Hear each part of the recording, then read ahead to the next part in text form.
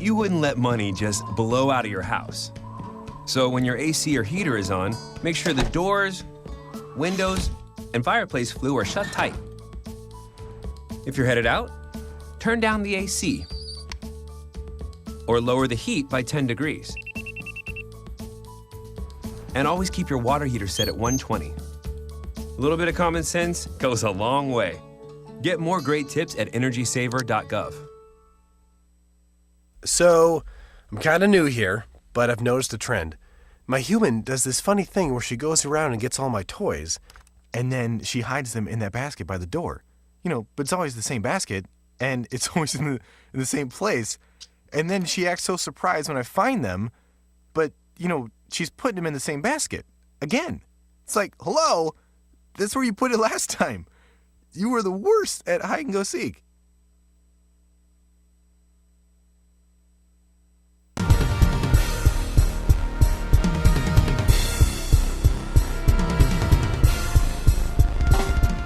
Hey, folks, back to today's news in just a second. I hope you're enjoying the program as much as we enjoy bringing it to you. Shutdown? What government shutdown? Hey, free speech doesn't shut down. Rain or shine, or shutdown or not, we keep bringing you the news as nobody else can. Independent, unfiltered, and just the straight talk of the news. Speaking truth to power every day as we're able to do, because free speech, of course, gets no corporate funding, no government funding, no political ads. But, of course, without all of that, we depend on you to keep us going. So we ask you once again, if you're already a member, supporter of free speech, to renew your sponsorship. and help keep not only this program, but Tom Hartman, Amy Goodman, David Packman, other great programming on the air at Free Speech. And if you're new to Free Speech, as we are, join up and become a sponsor. You can do so, of course, by going to the phones, giving us a call at 877-378-8669, or go to freespeech.org. Several ways you can help and ask you to consider. First, if you can swing $120, which is just a year, $10 a month, we'll give you a copy as a little incentive of my book, Toxic Talk, all about right-wing talk radio and what liberals have to do to level the playing field a little bit, or at least get out on the playing field. Toxic Talk. If you can help us with $240 a year. That's $20, just $20 a month for all of this excellent programming. Give you a copy of Toxic Talk and a copy of How the Republicans Stole Religion. My book about how Republicans tried to get a monopoly on faith and indicate that they're the faith party and Democrats are the devil party. I refute that, also show that we are not a Christian nation, as Republicans always claim. And if you can help really with $360 a year or $30 a month, 3 books, Toxic Talk, How the Republicans Stole Religion, and a copy of my latest book, The Obama Hate Machine, fueled by the Koch brothers and their billions of dollars in their anti-Obama propaganda. That's what it's all about, folks. We really do need your help. And remember, back in 1983, 90% of the media was owned by 50 different companies. Today, 90% of the media is owned by only 6 companies. That's the competition. They control 70% of the news.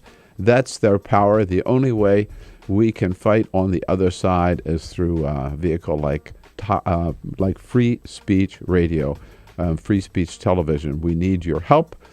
So go again to the phone, 877-378-8669, or go online to freespeech.org and keep your good programming coming your way. Back to the news.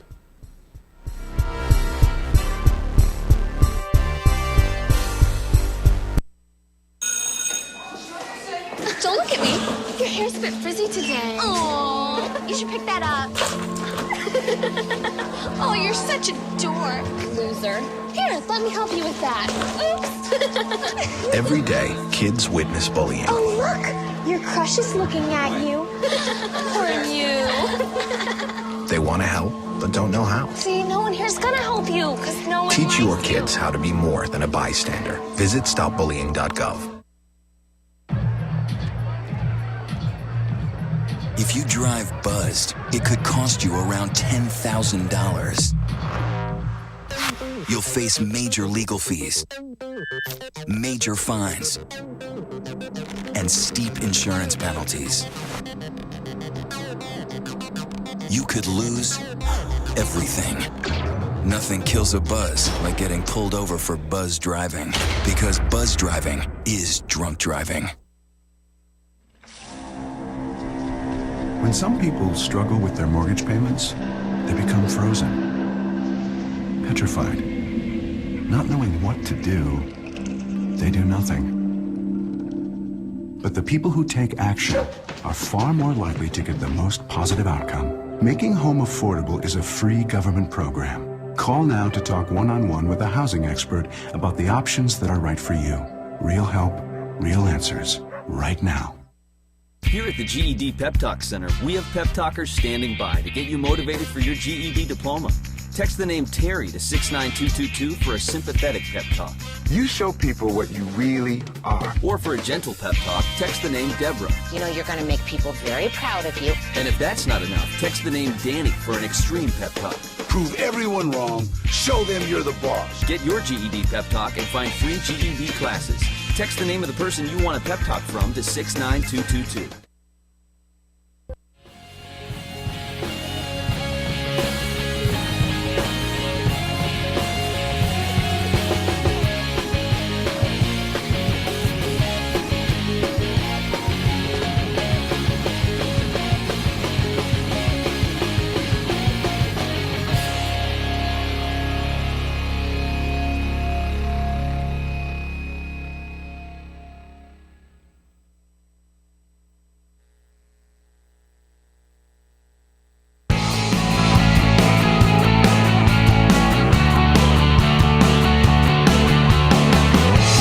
broadcasting around the nation, on your radio, on your TV, and online. This is The Bill Press Show. 24 hours from now, we will be 6 hours into the government shutdown. You know it's going to happen. No way to avoid it. What do you say? Hello, everybody. Hope you rested up over the weekend because it's going to be a wild ride starting right now this Monday morning, Monday, September 20. So good to see you today. Thank you for joining us here on the Full Court Press, the Bill Press Show, we call it. Coming to you live all the way across this great country of ours. We got it covered wherever you happen to be, on the radio, on TV, online. We're here with you starting out on your local progressive talk radio station for the next 3 hours. And then also on Free Speech TV, which you can reach us on the DirecTV or the Dish Network.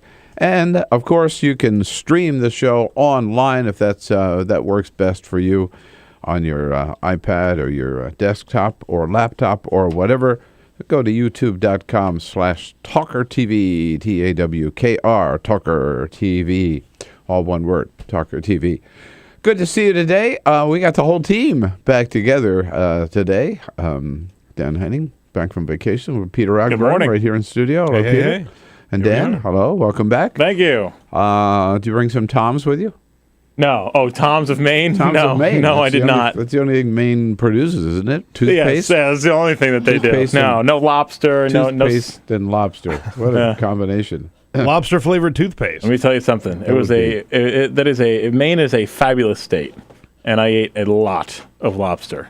It is delicious. And there's so much breaking lobster. news. Breaking news. Lobster's delicious. But lobster's also cheap. And they trade it as currency up there. Yeah, it's dirt cheap up there. That's the big news. Alicia Cruz is here on the phones, and Cyprian Balding, as always, gets the big wave, keeping us looking good on the video cam. Don't forget, we may talk about the news, but we want to hear from you what it all means to you. We'll tell you what's going on. You tell us what it means to you.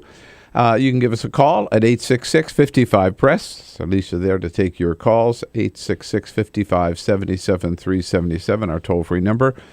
And Peter will be here to capture your comments on Twitter at BP Show and on Facebook at facebook.com/BillPressShow. You know, I always said about Bill O'Reilly, people thought I was mean when I said, the guy's just a bully and a thug.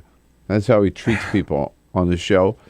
And he brings guests on the show that he can beat up, and then he feels good about beating them up, just like any bully. He always picks on people shorter than and smaller than and weaker than he. But I've been right all these years. He admitted it last night on 60 Minutes, Norah O'Donnell talking to him about a statement in his little memoir that he just published. He said his classmates got an early taste of the TV inquisitor he'd eventually become. Starting in grade school, I disobey the rules, mock those in authority, and brazenly challenge the accepted wisdom. My behavior back then was not much different from what it is today. And ain't America great? I was a little thug, and now I'm getting paid millions of dollars for being a big thug. But you have children. You don't want your children to act like thugs. Sure I do. What do you say? What an ass. What a total ass. Yeah, right. Yeah, I want my kids to be thugs. I want them to be obnoxious like me. Yeah, I don't want them to treat people civilly, right? And he's proud of that. It's so stupid. Yeah. And you hope your kids are assertive and they maybe stir the pot a little bit, but you don't want your kids to be thugs. No. And he is the most popular person on cable television. Oh, man. What does that say about this country? I got to tell you, we got a great lineup for you today. We'll have reporters in from Politico and the Washington Examiner. Paul Brandus here from West Wing Reports. And Rich Galen, Republican strategist, will find out what he thinks about what his party is up to with the shutdown. And here's my big problem with the government shutdown. You may be surprised. But first... This is the Full Court Press. Other headlines making news on this Monday. The official vote count from the New York City primary election from a couple of weeks ago was in. And Finally Anthony Weiner's alter ego got votes. Yes, I'm talking about Carlos Danger, the name that Weiner used during sexually explicit conversations, got 2 write-in votes. National Journal notes that some other non-candidates also got write-ins for mayor. Bill Clinton got 2.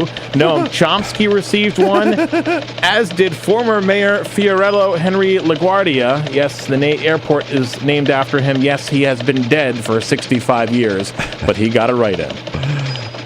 I would have been tempted to write in Carlos Danger. Sure. Yeah. Absolutely. Why not? I think it's funny that Bill Clinton got as many votes as Carlos did. Yeah. Week 4 of the NFL, and there are 6 teams that remain undefeated. New England, Denver, Kansas City, and Seattle are all now 4-0 after yesterday. The other 2 3-0 teams face off on Monday Night Football tonight. That's the New Orleans Saints and the Miami Dolphins. On the opposite end, ends, eventually these teams are going to have to play each other, and one's going to get defeated, right? Yep, and the big match tonight. On the opposite end, 4 teams remain winless. The Pittsburgh Steelers, Jacksonville Jaguars, Tampa Bay Buccaneers, who else? And yes, the former Super Bowl champion New York Giants are all 0-4. But the Redskins finally won they one. They finally won one yesterday. Yeah, right. No, it's amazing because the Steelers and the Giants won Super Bowls not that long all ago. within the last 5 years. And they are awful. I mean, shockingly bad. Both teams, shockingly bad. Yeah. It's pretty amazing how bad the Giants. I'm not wearing my Giants hat. Yeah. We're not seeing a lot of play out of your Giants gear this year, man. I gotta tell you. They are awful. On their first win, I might show up in a jersey on a Monday morning. And if you're in the market for a new home with some big celebrity history, the late Bob Hope's residence is up for sale. The comedian passed away 10 years ago. He owned a 15,000 square foot home on Toluca Lake in Los Angeles County, California. ABC reports it's listed at $27.5 million for a 4-bedroom house, plus a 2-bedroom guest home and a 2-bedroom residence for your staff. Yeah, 4-bedroom in the main house for $27 million. I don't care if Bob Hope lived there or not. Yeah. All right, well, you've heard all the back and forth, and it's now just the waiting until it happens. There it is. The CNN clock shows 17 hours, 46 minutes, and 38 seconds until the government shuts down at 12:01, just after midnight tonight. I got to tell you, I don't think there's any way they can avoid it. And the news over the weekend and the rhetoric over the weekend just shows that how far apart the sides are. The opposition the drive to shut down the government, unless President Obama agrees to repeal, defund, kill Obamacare, led, of course, by the nutty senator from Texas, Ted Cruz. The American people overwhelmingly reject Obamacare. They understand it's not working. The only people who aren't listening to the argument are the career politicians in Washington. It's Harry Reid, who wants to use brute political force. No, it's not. Who's the guy that's talked for 21 hours? It's way too easy. It's way too easy to just say nobody wants Obamacare. Nobody wants it. Nobody wants it. Not one American wants it. He's out of his freaking mind. Yeah. Totally out of his... A total lie. Big, fat... And he just gets on there and says it in that squeaky voice of his. God, I'm telling you.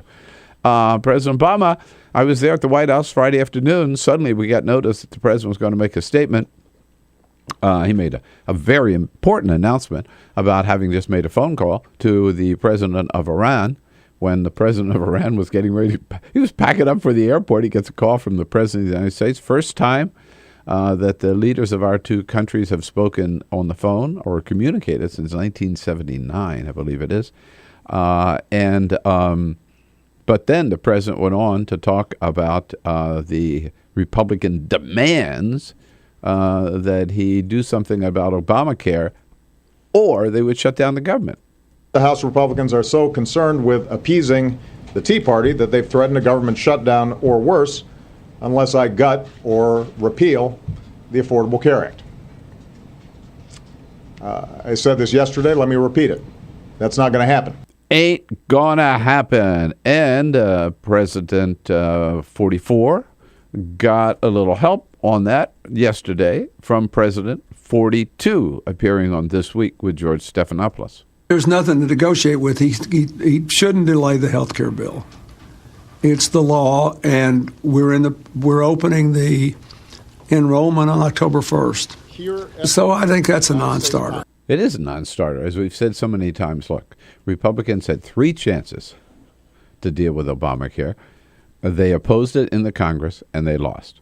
They took it to the Supreme Court, and they lost.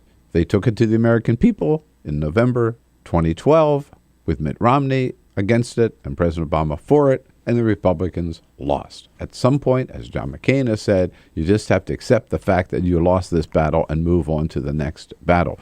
You cannot hold the budget of the United States hostage to get to win an argument that you've already lost three times.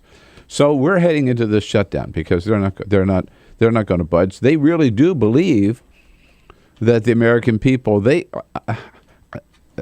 I think they really do believe, based on the extremists that they're listening to in their district, that all the American people want or would tolerate a government shutdown. I think they are dead wrong. But here's my problem with it. There are a lot of words you can use for the shutdown. I mean, it is irresponsible. It is reckless. It is dangerous. I think it's childish. I think it is totally monumentally stupid. But my problem with the shutdown is this. Now, I'd love to know what you think about this. Not that they're going to shut down the government. Here's my problem with the shutdown that they plan. They're not going to shut down all of the government. They're not going to shut down enough of it. What the Republicans want to do is save the popular parts or save the parts that could really hurt and just shut down all the rest. Now, that's still a lot of pain. That's 800,000 federal employees that are going to be out of a job and probably won't get paid. But under the Republican plan, the post office is still going to deliver the mail. Our troops will still be fighting in Afghanistan. There'll still be guards at the border. TSA will still screen your bags. Air traffic controllers will still monitor flights coming in. The meat and the poultry inspectors will still go out and make sure your food is safe. Social Security checks will still go out. Medicare will still go out. This is nuts. This is crazy. They're carving out all the parts that could really piss people off. So seriously, I say if you're going to shut down the government, shut the whole damn thing down. That's the only way to show what a government shutdown is. That's the only way to show people what government really does and how important it is. And when I say shut it down, here's what I say. Start with members of Congress. No paychecks for members of Congress. None. No police protecting the Capitol. Let everybody just run all over them. No police protecting the Capitol. No paychecks for members of Congress. And then start. No Social Security checks. No Medicare checks. No air traffic controllers. Let the airlines, let the pilots just, come in and take their chances. Seriously. No TSA. Take anything the hell you want on a plane for the next few days as long as the government is shut down. No guards at the border. Just have a mass invasion at the border. Across the board. No Coast Guard rescues. No mail delivery. What? That's not essential. Do without your mail. I mean, come on. This is the government. You want to know what the government is all about? No food inspectors. Just take your chances, man, with raw meat or dairy products that don't meet the test, or products coming across the border that aren't safe. Do away with all. Same thing with the food and drug inspectors for pharmaceuticals. Shut the whole thing down. That's what we ought to do.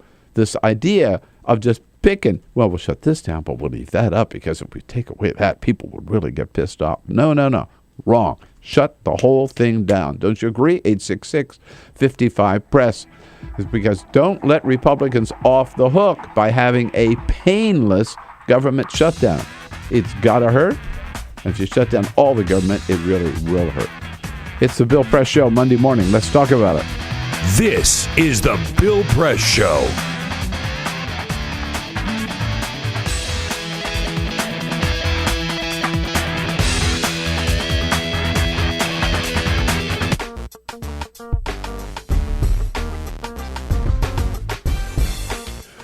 All right, we'll be back to our program in just a couple of minutes here. Hope you're enjoying the program this morning. And you know what? There may be a lot of talk about a government shutdown, but I got to tell you one thing. Free speech is never going to shut down. No, come hell or high water, we're going to be here for you, bringing you the kind of take on the news that you can't find anywhere else. Corporate-free, unfiltered news that is totally independent and transparent and truthful. That's what we provide here at Free Speech TV. I'm proud to be the new part of the lineup, joining such all-stars as Tom Hartman and Amy Goodman and David Pakman, who've been around for a long time. But of course, to stay on the air and to keep bringing you that kind of news that you appreciate, we depend on your help. You know, Free Speech gets no government funding, no political ads, no corporate funding. So we depend on you, our viewers. And if you're already a big supporter of Free Speech TV, we thank you and ask you to renew your sponsorship. If you're new to free speech like I am, now's the best time to join up and provide us some help. Here are a couple of options. One of you ask you to consider, by the way, and the way you do so is by going to giving us a call at 877-378-8669. That's a toll-free number. Or just go to freespeech.org and make your pledge. If you're good enough to give us $120 a year, that's just $10 a month. We'll send you a signed copy of my book, Toxic Talk, all about the radical right, how they have taken over the airwaves with right-wing talk radio, and what liberals and progressives have to do to provide some balance into talk radio, and about those good progressive talk radio hosts like Tom Hartman, who are out there right now, and Ed Schultz and Stephanie Miller and others. For $240 a year or $20 a month, we give you a copy of Toxic Talk and a copy of, this is my favorite book, How the Republicans Stole Religion. All about how the religious right try to get a monopoly on religion, and again, what progressives and liberals have to do to even the playing field there. And if you can step up to $360 a month, a year, $30 a month, and a copy of these two, plus a copy of the Obama Hate Machine, my latest book, all about the Koch brothers and the billions of dollars that they have spent and raised to defeat everything that President Obama stands for. So that's it. We need your help here at freespeech.org. Ask you to help as much as you can, be as generous as you can. And again, you know, the telephone number is 877-378-8669. Freespeech.org is the website. Think of this. In 1983, 90% of the media was owned by 50 companies. Today, only 6 companies. You need to invest in the alternative, Free Speech TV.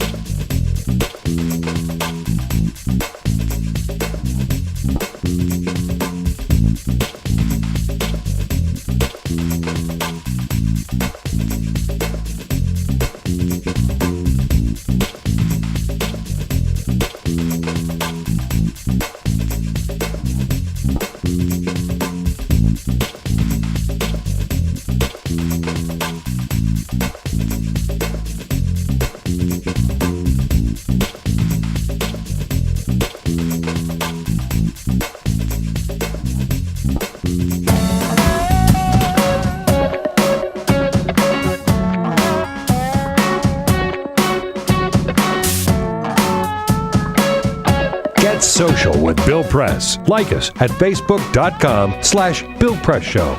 This is the Bill Press Show. All right, 25 minutes after the hour. Yes, indeed. The Republicans are saying we want to shut down the government.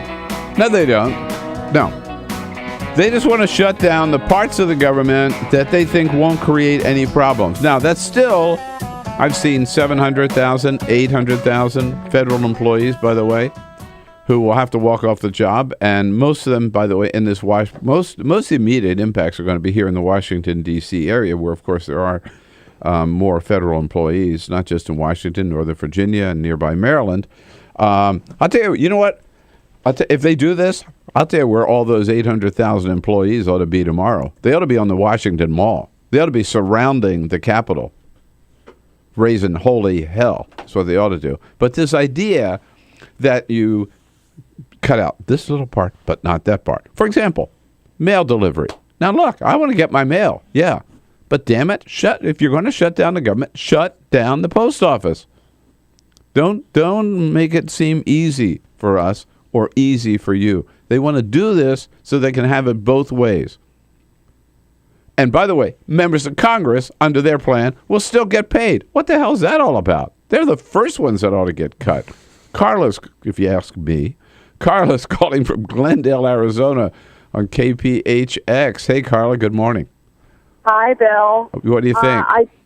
I just think that you are spot on. I don't understand why this group of Republicans seems to want to be almost a terrorist organization. That's what they are. I think that they are absolutely terrorizing. I mean, it puts heart palpitations to me. It's the anxiety that is running through the country right now because of this is just crazy. And I don't understand why they're wanting to create continue this war on women with the bill that they snuck into the budget bill. Carla, the thing is they lost on all these other battles, and they think this is their one chance now they can get everything they want. In fact, you're right.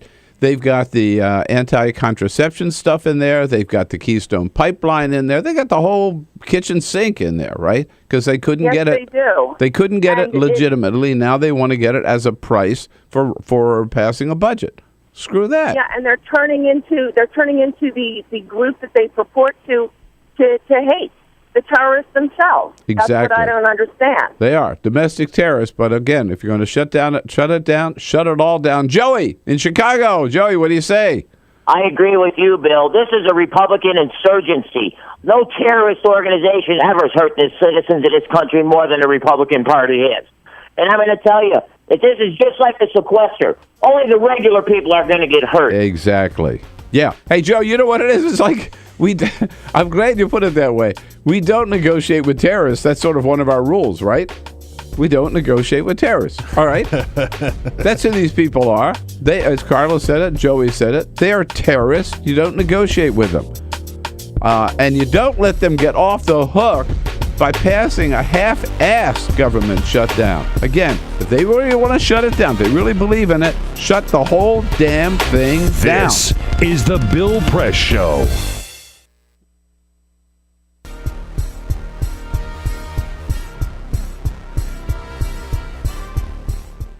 Hi, friends. This is Bill Press on Free Speech TV. Can't tell you how proud I am to be part of the new lineup here on Free Speech TV. It's been around for a long time. It's a great, great independent source of good, liberal, progressive broadcasting every day. We start out the day, but then, of course, moving on to such great friends as Amy Goodman and Tom Hartman, David Packman. You won't find good news and good people like us anywhere else, and we depend on you to keep us on the air, so we can visit together every day, find out what's going on, and talk about it. So we need your help to stay on the air, and the number to call to help is 877-378-8669. Of course, you can also go online and contribute at freespeech.org. Help us raise the money necessary to keep this programming coming to your home every day and in 38 million other homes around the nation. Because more than ever in these days with so much corporate media, we need media that is independent, that is transparent, that is truthful. We need Free Speech TV. Now, to maybe encourage you to give as much as you can, we're offering some gifts to you, depending on your level of contribution. First, for those of you who give $120 a year, that's just $10 a month. We'll send you a copy of my book, Toxic Talk. Toxic Talk is all about talk radio, how talk radio is dominated by the right wing, how they got to be so powerful, and what liberals have to do to get some balance on the airwaves across the nation. And I expose some of the real lies told by many of the right-wing talk radio hosts. That's for $120 a year. For $240 a year, that's just $20 a month. We'll give you 2 books, Toxic Talk, as told you about, And this is my favorite book, the favorite book that I've written, How the Republicans Stole Religion. Yeah, what the Gospels really say and how the Republicans distort it, but how they get away with it. And for $360 a year, that's $30 a month, you'll get these two books, Toxic Talk, How the Republicans Stole Religion, and The Obama Hate Machine as well, which is my latest book, all about the Koch brothers and all the money that they spend just to try to bring down President Obama and to defeat all of his policies. That's why your help is so important. We are here on Free Speech TV, bringing you the truth every day, the news every day. Help us stay on the air by giving as much as you can. Thank you.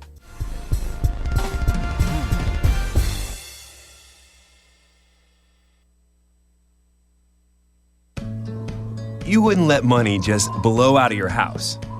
So when your AC or heater is on, make sure the doors, windows, and fireplace flue are shut tight. If you're headed out, turn down the AC or lower the heat by 10 degrees. And always keep your water heater set at 120. A little bit of common sense goes a long way. Get more great tips at energysaver.gov. So, I'm kind of new here, but I've noticed a trend. My human does this funny thing where she goes around and gets all my toys, and then she hides them in that basket by the door. But it's always the same basket, and it's always in the same place. And then she acts so surprised when I find them, but, she's putting them in the same basket. Again. It's like, hello? That's where you put it last time. You were the worst at hide and go seek.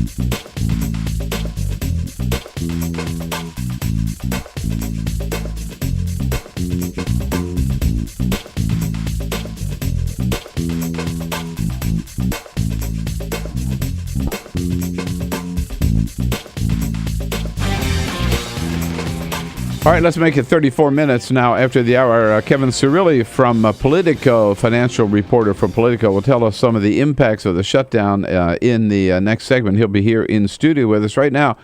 We're getting your take on my take on the shutdown, which is, number one, it is totally irresponsible, totally unnecessary, totally reckless, dangerous, dereliction of duty, whatever you want to say about it, monumentally stupid. But it's also wrong-headed because the shutdown they're talking about is going to leave the most painful parts not touched, so that, you'll still get your mail delivered, you'll still get your Social Security check, you'll still get your Medicare check, members of Congress will still get their paychecks, and our troops will still get their paychecks. No. If you're going to shut it down, if you really, really believe, if these Tea Partiers really believe what they say, these freaking hypocrites, they'd be willing to shut the whole thing down, including, I'm telling you, our troops in Afghanistan. Wave the white flag. Sorry, tell the bad guys, we'll just take a couple of weeks off. We'll see you when we get our next paycheck. But for now, our government has said we have to take all the bullets out of our guns and lay down our guns, because our government is shut down. I'm serious. Yeah. No, it's tough to argue with that. Those ships off the coast there of Syria, go into port and let everybody have R&R, right? They're not working anymore. Shut it all down. Peter. A lot of conversation about this, by the way, online on Twitter, where we're tweeting at BP Show. At BP Show, Karen says, first to not be paid during a shutdown should be Congress. Yes. They seem to be the cause of all these problems. Ed says the GOP must be banking on the same reaction when the sequester went into effect. Not very smart on their part. Right. And Just Grateful, a reference to the Grateful Dead there, Just Grateful on Twitter says, yes, but what if I have to stand in line at the airport? Oh, my God. The horror. But you see, that's the big mistake. The mention of the sequester and now standing in line at the airport. That's a big mistake Obama made, in my opinion, with the sequester. He gave in. He caved in. Remember, FAA announced that there were going to be delays, flight delays, because they're going to have to reduce the number of air traffic controllers, and the you-know-what hit the fan, and President Obama caved in, and they carved out the air traffic controllers and TSA from the sequester. So nobody had any delays at the airports, and therefore people think the sequester doesn't hurt. It's hurting all these kids who are getting kicked out of Head Start. Yeah, but it doesn't delay you at the airport. My point: make it hurt. Rose is in Ligonier, Indiana. Hello, Rose. What do you say? Good morning. Morning, Bill. Social Security. I'm one of the recipients. Both me and my husband are on it, and they wanted to privatize this thing. And right now, with this, it's going to hit the stock market. It's going to be hurting a lot of people. It is. Oh, and yeah. The market's going to crash, baby. Right. And if this would have been tied, our Social Security, look what would be happening. Yep. Good point. The austerity. We're raising a 3-year-old grandchild totally on our own. And we have the raffle here in Indiana. I mean, all the things that the Republicans are doing, and with Medicare and Social Security, the Tea Partiers say, keep your hands off my Medicare. I mean, hello, it's a government program. Maybe they would wake up to this, too, if they didn't have that tomorrow. Oh, I know, Rose. What you say is absolutely right. But, you know, these people, they don't care, Rose. They do not care about you. They don't care about your 3-year-old granddaughter either. Frank, watching on Free Speech TV up in Niagara Falls, New York. Hey, that's my country. Went to Niagara University. Hey, Frank, what do you say? Well, you're one of the few people talking about the big money interests ruining this nation. You know, the left needs to stop screwing around and get the root of most of America's problems. We all know the ditto heads and conservative wackos and Tea Party faithful are, you know, pretty much dumber than a tree full of monkeys. But why is that? The root of this problem is all these Koch brother, you know, trust fund baby types pumping millions into spreading hate speech, bad information, propaganda. The American people need to rise up, seize their assets, and prosecute them for seditious activities against the United States of America and the president. Go for it, Frank. Rack him. Frank is on fire this morning. No, but you're right. And by the way, Frank, they're spreading this propaganda right now. They're part of the Koch brothers and their allies are fueling the flames for shutting down the government and delaying or defunding Obamacare. In fact, they're putting money out there telling people not to sign up for the Affordable Care Act because it's bad news. Bad news. This is the first chance in these people's lives they've ever had to get health insurance for their family at a price they can afford. And the Koch brothers, who never had to worry about their next doctor's visit, right? They're telling people not to sign up. Yeah. And you know what? There are idiots out there who will listen to them. That's the worst part. There are idiots out there who will listen to them. So I got to tell you, but I want to go back to what I said about they say, you know, the American people don't really care about this. Damn it, we ought to care about this. And I mean, it's easy enough for the Tea Partiers to rally their people and have a big rally in front of the Capitol. I got to tell you, if they shut down the government, I would hope that all those federal employees, all those EPA workers, Homeland Security workers, Department of Transportation, Department of Agriculture, all those people who are considered non-essential and lose their jobs for who knows how long and maybe lose their paycheck, they ought to be out there on the Washington Mall tomorrow, surrounding the Capitol and demanding that Congress fund the government across the board, pass a budget, demand that Congress do its job. When we come back, what impact might that shutdown have on the American economy? Financial reporter from Politico, Kevin Cirilli, here with us in the studio. This is the Bill Press Show.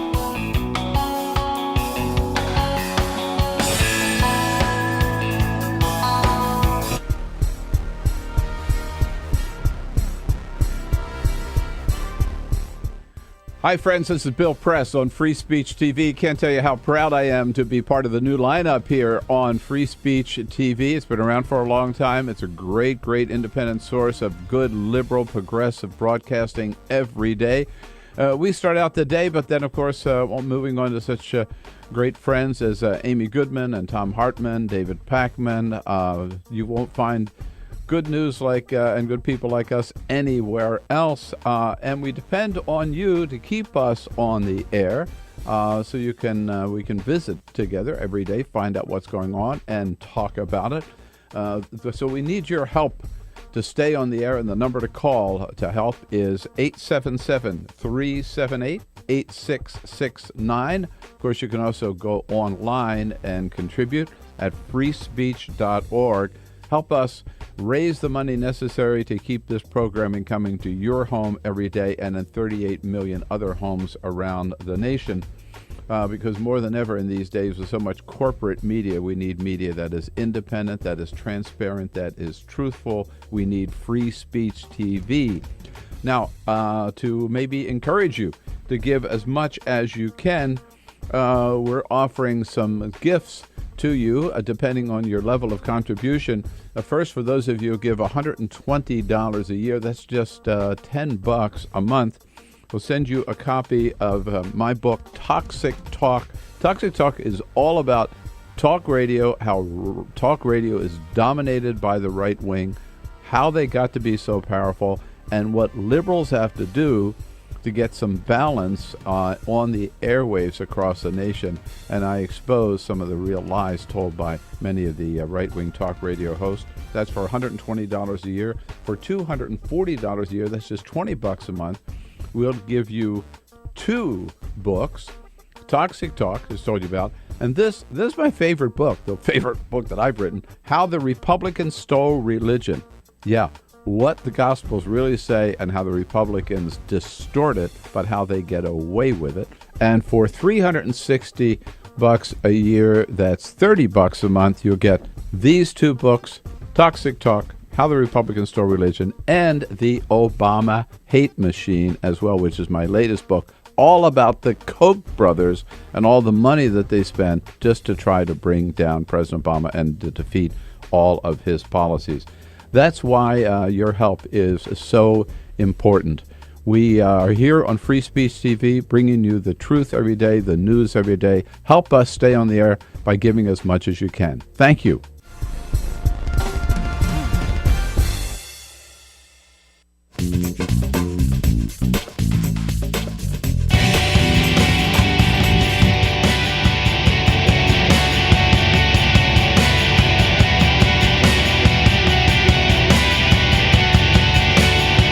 This is the Bill Press Show.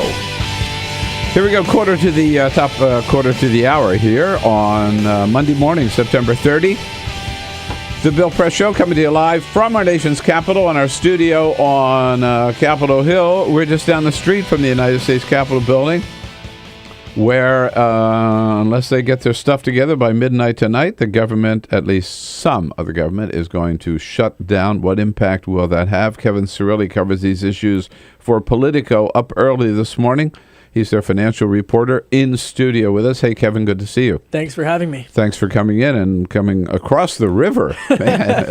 No problem. I don't know. We don't get that many people across the river here. Well, once you come across the river and you get here, you sort of get stuck in the swamp, you know? So let's say you and I both believe, I think the government's going to shut down at midnight tonight. on the American economy, what reaction can we expect? I think it's going to reverberate, number one, across Wall Street. And I think that we could really see some stocks going down. But I think also just on Main Street, the confidence in the government, if there is a government shutdown, the first time in 17 years that this would happen. You know, Congress has such a dismal approval rating, enough as it is. Yeah. How much lower can they get? And the bigger battle, Bill, that we're just around the corner from is, of course, the debt ceiling. Yeah. And so really for the next month, these financial issues are really going to take center stage. And I think that as the nation continues to inch out of this economic this recession, the economy is just going to be front and center. So we have been inching out of the recession. This is just going to reverse the direction, correct? I think as far as consumer confidence goes, it's going to serve a huge blow to consumer confidence on Wall Street and Main Street. Well, so what happened to the word certainty? I thought this was the Republicans' mantra, right? We need certainty for investors. We need certainty for Wall Street, which means we have to have the government on a steady course, right? Well, it's an excellent point. But they placed a larger bet on attacking Obamacare, and it's part of this larger narrative for them that they view will rally the base ahead of 2014 to force incumbent candidates in Democratic swing districts to have to vote on Obamacare. But then on the flip side, even looking longer term, before Obamacare, there was Hillary Care, and so they're hedging their bets that the American people are going to not be so sure about Obamacare, but they've tied it to this continuing resolution. And you know, the timing of this, what makes this so remarkable is that lurking in the shadows is this debt ceiling debate. Yeah. So even if we get over this hump, right, we have a bigger hump and a more destructive potential hump in the debt ceiling, which is now slated for October 17th. They've got to deal with it by then. So I want to come back. So definitely you believe we will see an impact in terms of the market. The market's going to crash. I don't think it's going to crash. But I mean, it's going to I think fall. I think it's been steadily going up. It's what, 15,400 or 15,300 something in that range right now, right? Yeah, and I think, my colleague and I, MJ Lee, we just reported on this on Friday. I think that, they're looking at what's going on right now, just like the rest of the country, and they're scratching their heads. What's going on? Why can't there be some sort of deal? And the fascinating debate. The next 24 hours are going to be remarkable from a political theater standpoint, because you're going to see the Senate have to take up this new House plan, and they are likely sometime today, probably around noon, and they're going to likely strip out the delay in Obamacare. And then they're going to kick it back to the House. And Speaker Boehner has a huge decision to make. Is he going to be able to rally the troops and get something done, or is he going to play hardball? And will there be a government shutdown? You talk about one of the things about how Americans are viewing Congress and all of this. CNN put out a poll just as the show was kicking off about 40 minutes ago, saying that in their poll, Americans largely blame Republicans, or would blame Republicans if the government did shut down. But I love this language. The poll also indicates that most Americans think Republicans in Congress are acting like spoiled children in this fiscal fight, with the public divided on whether or not the president is acting like a spoiled child or a responsible adult. So that's how we're putting things now. That's the terms of how we're handling business in Congress now. All right, I want to come back to some of the impact of this. So in terms of the economic impact, right? Also, you're going to have 800,000 people not getting a paycheck. That's got to have an impact. I mean, they're not going out to restaurants. They're not going to the coffee shop. They're not... Exactly. I mean, there's a delay. There's a sense of delay. I mean, think about this. If people aren't getting their paychecks, but even just from a larger sense, the most damaging part of this government shutdown is this feeling of uncertainty and this feeling that the government can't get its act together. I don't think, I grew up right outside of Philadelphia, Delaware County, suburban Philly, and I was just home over the weekend. I think that there's this larger sense of people can't really understand why they're expected to make sure that the bills get paid on time. They're expected to work together. And then they look at their lawmakers and they're seeing this dynamic, and And it's like, what's going on? Housing market, you mentioned housing. I mean, that's another thing. If they're not able to process federal loans, right?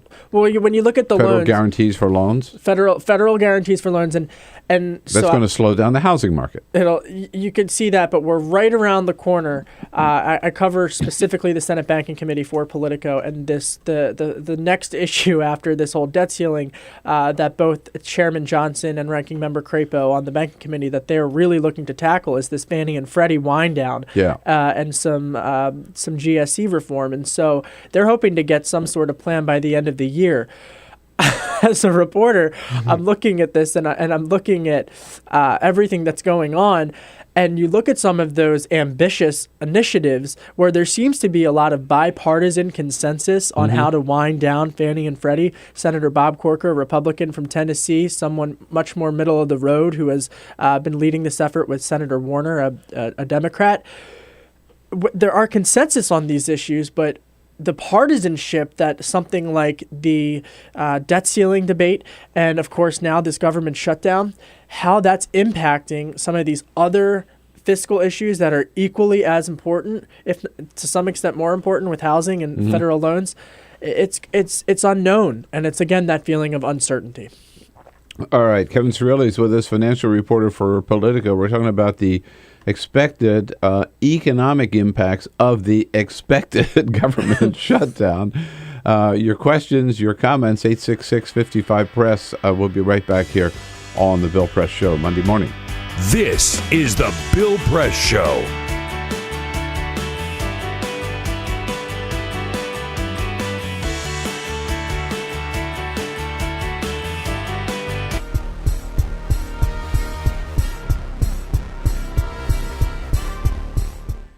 Hi, friends. This is Bill Press on Free Speech TV. Can't tell you how proud I am to be part of the new lineup here on Free Speech TV. It's been around for a long time. It's a great, great independent source of good, liberal, progressive broadcasting every day. We start out the day, but then, of course, moving on to such great friends as Amy Goodman and Tom Hartman, David Pakman. You won't find good news like and good people like us anywhere else, and we depend on you to keep us on the air, so you can we can visit together every day, find out what's going on, and talk about it. So we need your help to stay on the air, and the number to call to help is 877-378-8669. Of course, you can also go online and contribute at freespeech.org. Help us raise the money necessary to keep this programming coming to your home every day and in 38 million other homes around the nation. Because more than ever in these days with so much corporate media, we need media that is independent, that is transparent, that is truthful. We need Free Speech TV.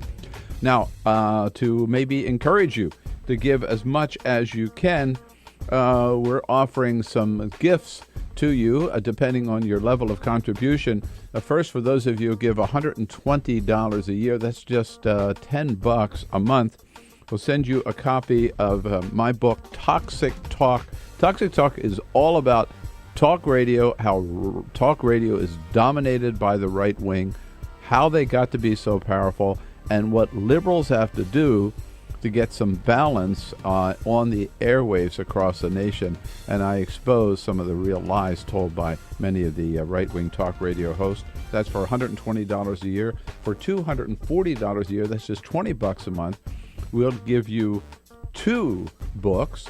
Toxic Talk, as told you about. And this is my favorite book, the favorite book that I've written, How the Republicans Stole Religion. Yeah, what the Gospels really say and how the Republicans distort it, but how they get away with it. And for $360 a year, that's $30 a month, you'll get these 2 books, Toxic Talk, How the Republicans Stole Religion, and The Obama Hate Machine as well, which is my latest book, all about the Koch brothers and all the money that they spend just to try to bring down President Obama and to defeat all of his policies. That's why your help is so important. We are here on Free Speech TV, bringing you the truth every day, the news every day. Help us stay on the air by giving as much as you can. Thank you.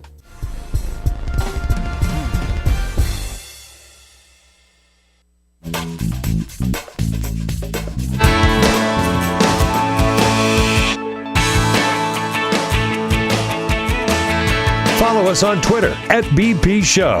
This is The Bill Press Show. Kevin Cirilli's financial reporter for Politico here in studio with us. Just 4 minutes ago before the top of the hour. Rebecca Berg from Washington Examiner joins us in the next hour, as well as Paul Brandus from West Wing Reports. Kevin, one other impact on the economy that I've seen talked about is on tourism, not just here in Washington, of course, with the Smithsonian all shut down, the National Zoo all shut down. But across the land, national parks. When you look at the national parks, of course, they would be closed. There would be closures, and this is following the sequester, right? When there was some also impacts from the national parks. So from a tourism standpoint, this could have some negative impacts, especially in September. Trying to reach summer's obviously over, but they're still trying to get some of those quotas filled, and then as the warm weather winds down. So bad news again for Smithsonians and all the likes. Talked to my son, one of our sons yesterday, who works for the Point Reyes National Seashore, and they've got the plan that the access to all the beaches, all the trails. They're just going to have won't be able to get there. They'll just totally be closed. So, and that's a very popular destination in the San Francisco Bay Area. You have mentioned a couple of times the debt ceiling, right? If you're talking about economic impact, the impact of the government shutdown is nothing compared to what would happen with the debt ceiling, right? Absolutely. Talk to us about that. What does that mean? So if we don't raise the debt ceiling, that could have international impacts, right? Because there's this idea of prioritization where some folks like Wall Street and sort of the more wealthier people who have taken out loans, they would get their payments ahead of the little guy from some of these government payments, which Congress has never not raised the debt ceiling when they've been called on to do so. But the last government shutdown bill was in 1996, was 21 days. Okay. I didn't know it lasted that long. So when you look at where this could go for, it comes right up to October. So that's where no one knows what would happen if these two were tied together. It's never happened before. We'll obviously be following it. But so that the debt ceiling, that could put our economy in a further tailspin, but also the global economy as well. Oh, yeah, because the last time this happened with the debt ceiling debate, if you remember, Moody's gave us a downgrade. Kevin Cirilli, good to have you in the studio. Horrible what may happen, but looks like we're upon us. Thanks, Kevin. This is the Bill Press Show.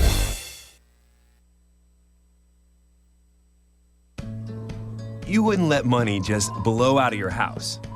So when your AC or heater is on, make sure the doors, windows, and fireplace flue are shut tight. If you're headed out, turn down the AC or lower the heat by 10 degrees. And always keep your water heater set at 120. A little bit of common sense goes a long way. Get more great tips at energysaver.gov. So, I'm kind of new here, but I've noticed a trend.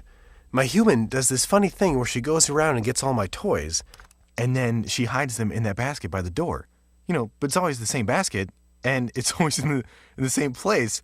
And then she acts so surprised when I find them, but, she's putting them in the same basket. Again. It's like, hello, that's where you put it last time. You were the worst at hide and go seek.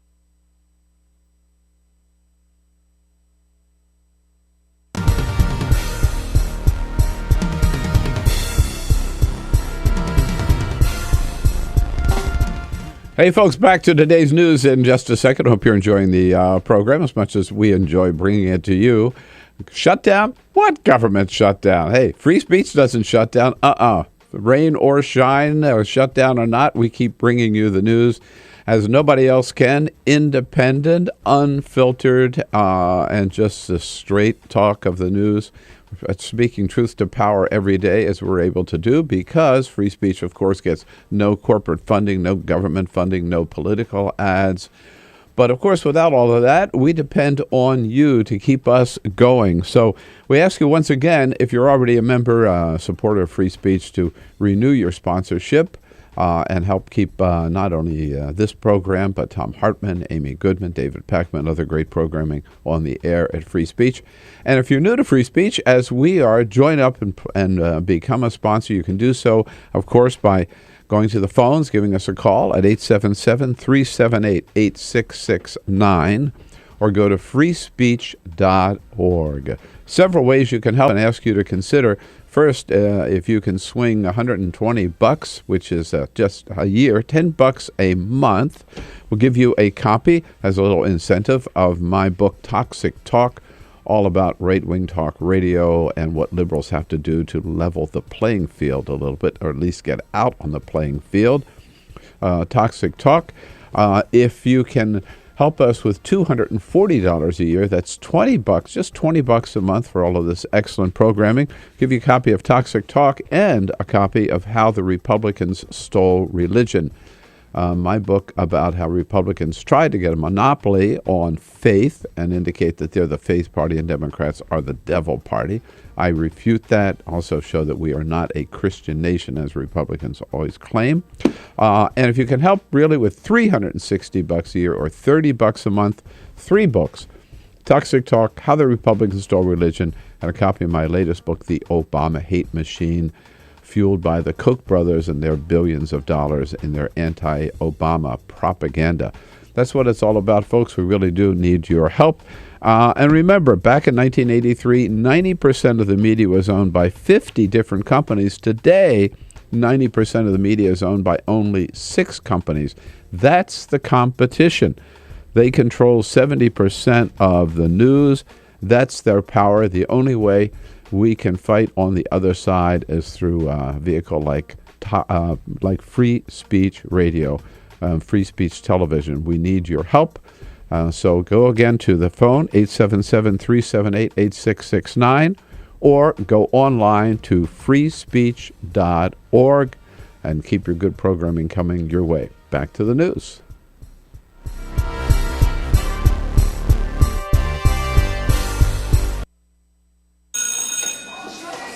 Don't look at me.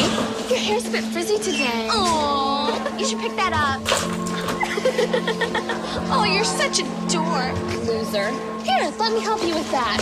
Oops. Every day, kids witness bullying. Oh, look, your crush is looking at you. Poor you. They want to help, but don't know how. See, no one here's gonna help you, because no one Teach your likes kids how to be more than a bystander. Visit stopbullying.gov. If you drive buzzed, it could cost you around $10,000. You'll face major legal fees, major fines, and steep insurance penalties. You could lose everything. Nothing kills a buzz like getting pulled over for buzz driving, because buzz driving is drunk driving. When some people struggle with their mortgage payments, they become frozen, petrified. Not knowing what to do, they do nothing. But the people who take action are far more likely to get the most positive outcome. Making home affordable is a free government program. Call now to talk one-on-one with a housing expert about the options that are right for you. Real help, real answers, right now. Here at the GED Pep Talk Center, we have pep talkers standing by to get you motivated for your GED diploma. Text the name Terry to 69222 for a sympathetic pep talk. You show people what you really are. Or for a gentle pep talk, text the name Deborah. You know you're going to make people very proud of you. And if that's not enough, text the name Danny for an extreme pep talk. Prove everyone wrong. Show them you're the boss. Get your GED pep talk and find free GED classes. Text the name of the person you want a pep talk from to 69222.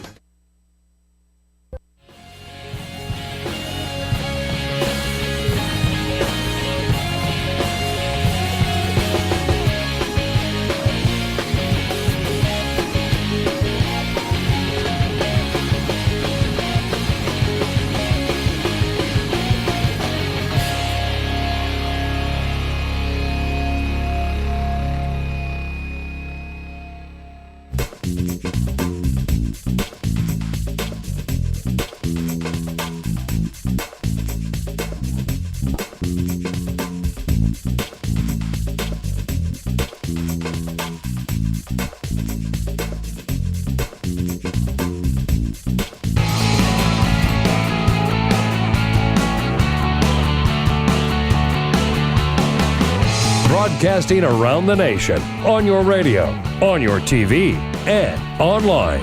This is The Bill Press Show. President Obama, historic phone call on Friday, and it looks like midnight tonight, the government shuts down with that big news. Good morning, everybody. Happy Monday, September 30.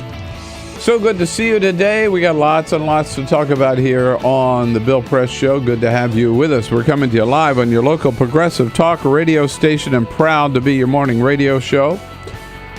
And a morning radio show that's also seen on Free Speech TV. Good to see you there on the Dish Network or on DirecTV. And also for those of you watching online, welcome on your laptop, your desktop, your iPad, or smartphone, or whatever. And you find us there on TawkrTV, youtube.com/TawkrTV. Here we are, so you can listen, you can watch, and most importantly, you can sound off and get your voice into the conversation and your point of view by phone at 866-55-PRESS, on Twitter at BP Show. Peter Ogburn standing by to looking for your comments on Twitter, and on Facebook at facebook.com/Bill Press Show. Peter Ogburn and Dan Henning, Team Press, we're all back together again. We're here, yes indeed. Yep. Good morning. Hail, the gang's all here. Alicia Cruz is waiting for your phone calls, and Cyprian Bolding keeping us looking good on the video cam. A little bit of do your best, Cyprian. I had a late night last night. I was up late watching Breaking Bad. Oh yeah. I don't know if anybody else bothered to stay up and watch it, but it was the series finale. It's fantastic. I saw there were watch parties all over the country. It was massive, massive, and restaurants, just kind of closed down, put up the screens, and there they are. Special night. Very, very exciting, and I understand it was everybody seemed to think it was the perfect ending. It was the perfect ending. It really, truly was. I'm not going to spoil anything for anybody. Just don't tune away. But it was. If you watch the show and you like the show, it was the perfect ending. And the thing about the show is, there are so few shows these days that will actually continue to surprise you. Yeah. Because so many things have been done and so many things get recycled and rehashed and hackneyed. This show was surprising and exciting up until the very end. Right away. Hey, it was pretty exciting Friday afternoon. I was there working at my desk when we got a little message from the White House saying the president would like to see you reporters in the briefing room. In a half an hour, I hopped on the metro, got down to the White House just in time to hear the president with some really historic news about a phone call. I spoke on the phone with President Rouhani of the Islamic Republic of Iran. The two of us discussed our ongoing efforts to reach an agreement over Iran's nuclear program. First contact between a president of the United States and a president of the Islamic Republic of Iran since 1979. It was hoped that there could be a handshake, at least at the UN. That didn't work out. But then message came that the two presidents would be okay to set up a phone call. And apparently the president of Iran was getting ready to head out to JFK and hop on the plane when he got a phone call from the president. And they spoke for about 20 minutes and agreed that talks will speed up on some resolution of the nuclear issue with Iran. Good news. Yeah, coming up, we'll have reporters from the Washington Examiner and West Wing Reports. Paul Brandus from West Wing Reports will be in studio with us. And then Republican strategist Rich Galen is his advice to the Republican Party on the shutdown. And who do you think should get the blame, and should President Obama cave? But first, this is the Full Court Press. Other headlines making news on this Monday. Members of Congress pulled some late nights over the weekend on those government shutdown votes, and many made sure they had something to drink to make those long hours a little easier. Both Politico and BuzzFeed report, quote, smelling alcohol wafting from members in the Capitol late Saturday night. One reporter also ran into a couple of members in a liquor store up the street from the Capitol over the weekend as well. Uh-oh. Oh, man. Leave them here in for the weekend and voting while drinking, or drinking while voting.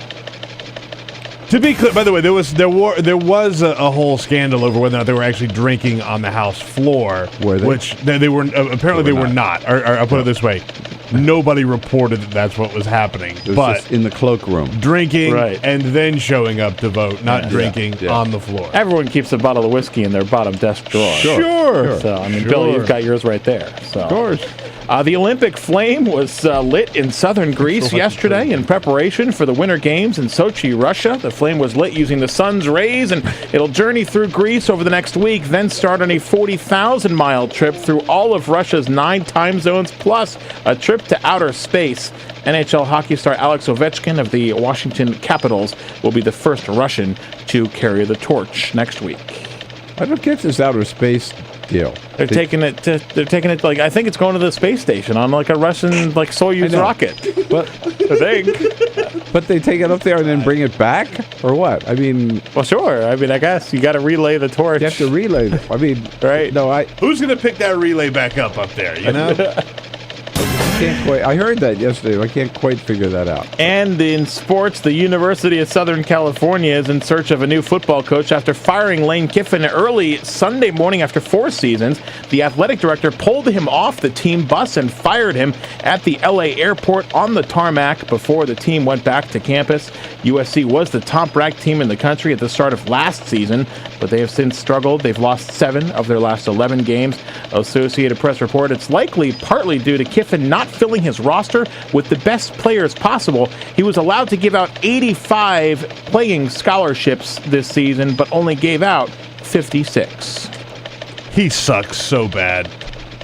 So bad. Yeah. And he ruined that program. He's just a terrible coach. Get rid of him. Here we go. It is, according to CNN's clock, 16 hours, 47 minutes, and 9 seconds before the government shuts down at midnight tonight, and it does look like there is no way they can avoid it. The leader of the opposition remains in the Senate, Senator Ted Cruz from Texas, who was on Meet the Press yesterday and said again, this Obamacare is so bad. Everybody hates it so much. We have no choice. We have to shut it down. The American people overwhelmingly reject Obamacare. They understand it's not working. The only people who aren't listening to the argument are the career politicians in Washington. It's Harry Reid who wants to use brute political force. He is lying through his teeth. Everything shows, I mean, yeah, there's been so much propaganda about the Affordable Care Act, otherwise known as Obamacare, that a lot of Americans don't understand it or, frankly, feel they don't like it. But then when you break it down and say, now how about allowing children to stay on their parents' health care plan until they're 26 years old? Everybody's, oh, that's a good idea. I like that. Well, how about insurance companies can't refuse you health insurance because you have a pre-existing condition? Oh, that's good. I like that too. Mm-hmm. Yeah. You break it down in the points that have kicked in, and everybody loves it. And, of course, tomorrow, October 1, those people who do not get health insurance through their workplace are going to be able to buy it. Never been able to afford insurance before. They're going to be able to buy it at affordable rates. That's what it's called, the Affordable Care Act. And that is going to bring millions and millions of more people into Obamacare. And it is the law of the land. It's been there for 3 years. And by the way, here's something very funny about this threatened government shutdown, which most people don't realize. If they shut down the government tonight at midnight, it doesn't mean Obamacare doesn't start tomorrow. The health exchanges, which are being run by in the states, through the states, and our private insurance, remember, we're not talking a government program, we're talking private insurance. Nothing changes in terms of Obamacare. They shut down the government, nothing changes. Can someone please get that message to Ted Cruz? The health exchanges still continue. So all this shutting down the government to stop Obamacare is not going to work. It will not stop Obamacare from kicking in. That's just one of the reasons why after he told us Friday afternoon about his conversation with President Rouhani, President Obama picked up on the government shutdown and said, you're out of your mind. The House Republicans are so concerned with appeasing the Tea Party that they've threatened a government shutdown or worse unless I gut or repeal the Affordable Care Act. I said this yesterday. Let me repeat it. That's not going to happen. Ain't going to happen. Got that? It ain't going to happen. Here's my question to you, because a lot of people are saying this. Should the president, in the interest of keeping the government open, should the president cave in? Should he compromise? Because here's what the Republicans passed, right? They passed a bill that says we will fund the government as long as you don't shut down Obama, don't kill it, just delay it for a year. And after all, the argument goes, trying to be reasonable, look, we now know that the Obamacare is not perfect. Even the administration has delayed implementation of one or two aspects of it. And so clearly it needs a little tweaking. It needs a little, improvement here or there. Could be improved. It's not perfect. So therefore, let's just delay it and fix it, and then we'll start it up again. Isn't that reasonable? Hell no, is what I say. Absolutely not. Don't go for that crap. Don't go for that failed logic. Look, two things about that.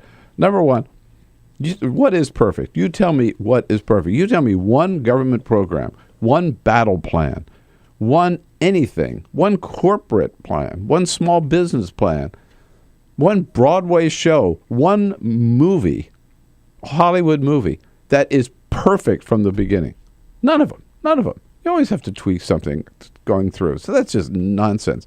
The other thing is, you really trust these Republicans that at the end of a year they're going to say, okay, it's all fixed. Here we go, Obamacare. Now we love it. No, they wouldn't do that. They would say, oh, you know what? There's still some parts we need to fix. So we need 2-year delay now. We have to delay it for another 2 years. It is absolutely. What they want to do is hold us and hold President Obama and hold health care for millions of Americans hostage to get their way on the budget. I think the president is absolutely right in not caving in. Don't do it. Not that I want to see the shutdown, but don't cave in. Don't fall for that. My question, what do you think? Should the president, what do you think? Maybe disagree. Should the president cave in? 866-55-PRESS. And also, who gets the blame when there's a shutdown tonight? Who's going to get the blame? I think it's pretty clear. I think the American people recognize there's only one small little group of people standing in the way of doing the right thing, and they are the Tea Party members of the House Republican Caucus. It's a House Republicans, that extreme rump group, and John Boehner, who refuses to stand up with them. That's who really deserves the blame, and I think they'll get the blame. 866-55-PRESS. Let's talk about it. Like politics? Then like The Bill Press Show on Facebook. This is The Bill Press Show.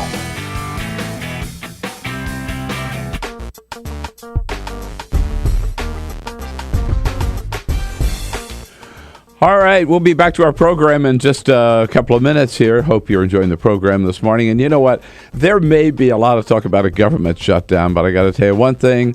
Free speech is never going to shut down. No, come hell or high water, we're going to be here for you, bringing you the kind of take on the news that you can't find anywhere else. Corporate-free, unfiltered news that is totally independent and transparent and truthful. That's what we provide here at Free Speech TV. I'm proud to be the new part of the lineup, joining such all-stars as Tom Hartman and Amy Goodman and David Pakman, who've been around for a long time. But of course, to stay on the air and to keep bringing you that kind of news that you appreciate, we depend on your help. You know, Free Speech gets no government funding, no political ads, no corporate funding. So we depend on you, our viewers. And if you're already a big supporter of Free Speech TV, we thank you and ask you to renew your sponsorship. If you're new to free speech like I am, now's the best time to join up and provide us some help. Here are a couple of options. One of you ask you to consider, by the way, and the way you do so is by going to giving us a call at 877-378-8669. That's a toll-free number. Or just go to freespeech.org and make your pledge. If you're good enough to give us $120 a year, that's just $10 a month. We'll send you a signed copy of my book, Toxic Talk, all about the radical right, how they have taken over the airwaves with right-wing talk radio, and what liberals and progressives have to do to provide some balance into talk radio, and about those good progressive talk radio hosts like Tom Hartman, who are out there right now, and Ed Schultz and Stephanie Miller and others. For $240 a year or $20 a month, we'll give you a copy of Toxic Talk and a copy of, this is my favorite book, How the Republicans Stole Religion. All about how the religious right try to get a monopoly on religion, and again, what progressives and liberals have to do to even the playing field there.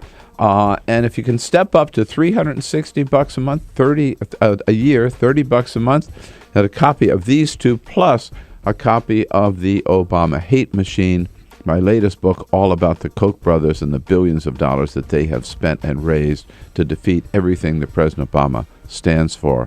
So that's it. We need your help here at freespeech.org. Ask you to help as much as you can, be as generous as you can. And again, the telephone number is 877-378-8669. Freespeech.org is the website. Think of this. In 1983, 90% of the media was owned by 50 companies. Today, only 6 companies. You need to invest in the alternative, Free Speech TV.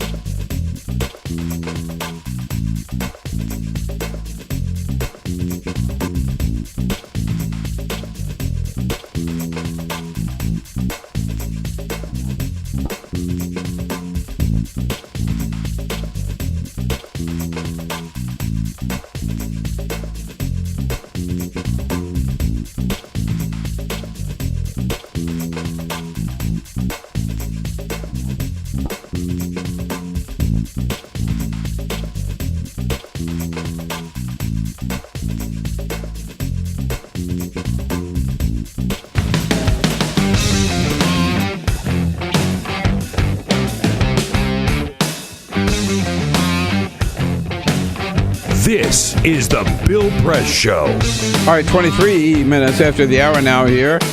Already the blame game has begun. You know it's inevitable. And I think it's pretty clear who should get the blame. And underscoring all of this, of course, is the fact that there are many, many members of the Republican Party who just still refuse to accept the fact that Barack Obama is president of the United States and that Obamacare is the law of the land. David Scott, I don't know how he got elected, but he's a Democrat from Georgia, made this point, and people didn't like it, but he made this point on the floor of the House over the weekend.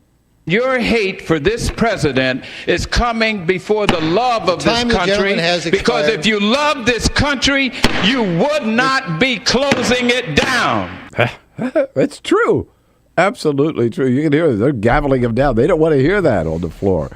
Beverly is calling from St. David, Illinois. Hey, Beverly, what do you think?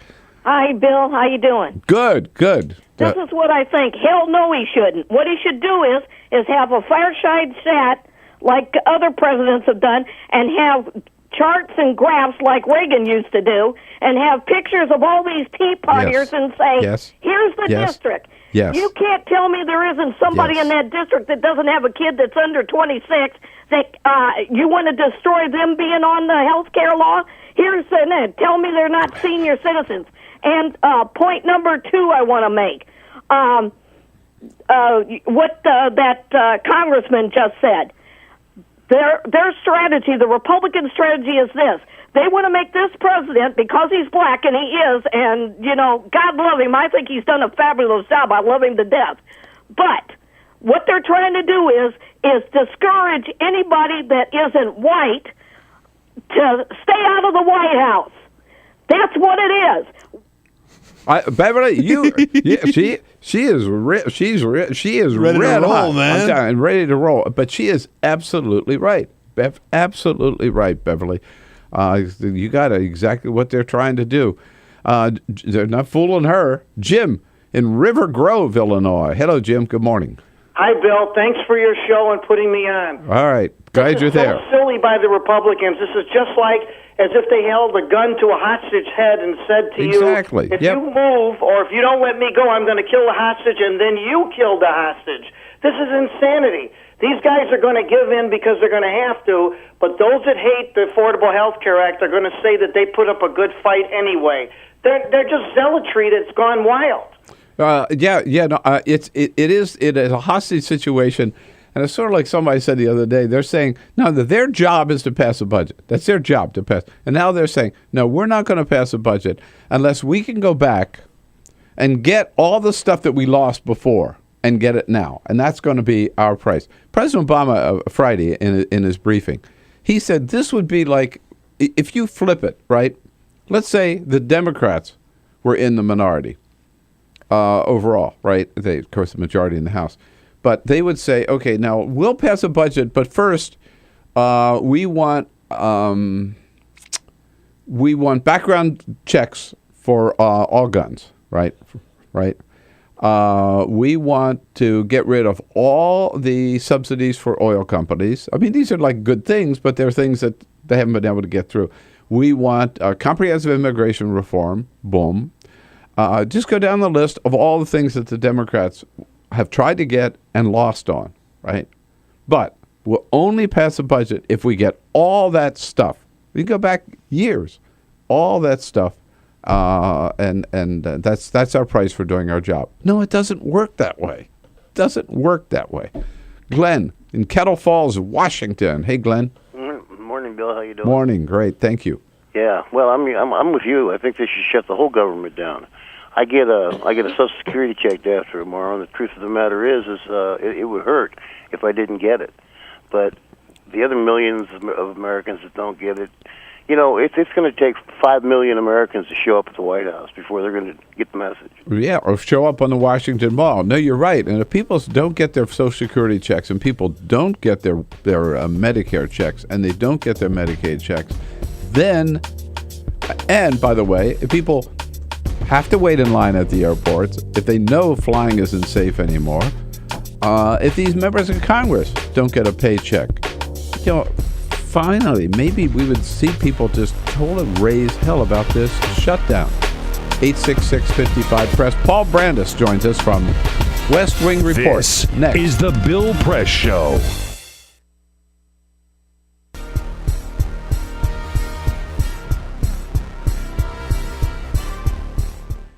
Hi, friends. This is Bill Press on Free Speech TV. Can't tell you how proud I am to be part of the new lineup here on Free Speech TV. It's been around for a long time. It's a great, great independent source of good, liberal, progressive broadcasting every day.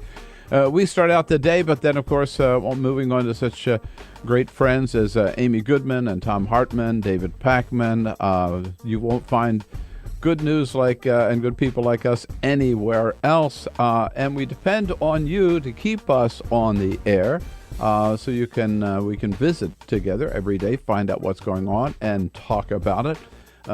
So we need your help to stay on the air, and the number to call to help is 877-378-8669. Of course, you can also go online and contribute at freespeech.org. Help us raise the money necessary to keep this programming coming to your home every day and in 38 million other homes around the nation. Because more than ever in these days with so much corporate media, we need media that is independent, that is transparent, that is truthful. We need Free Speech TV. Now, to maybe encourage you to give as much as you can, we're offering some gifts to you, depending on your level of contribution. First, for those of you who give $120 a year, that's just $10 a month. We'll send you a copy of my book, Toxic Talk. Toxic Talk is all about talk radio, how talk radio is dominated by the right wing, how they got to be so powerful, and what liberals have to do to get some balance on the airwaves across the nation. And I expose some of the real lies told by many of the right-wing talk radio hosts. That's for $120 a year. For $240 a year, that's just $20 a month. we'll give you 2 books. Toxic Talk, as told you about. And this is my favorite book, the favorite book that I've written, How the Republicans Stole Religion.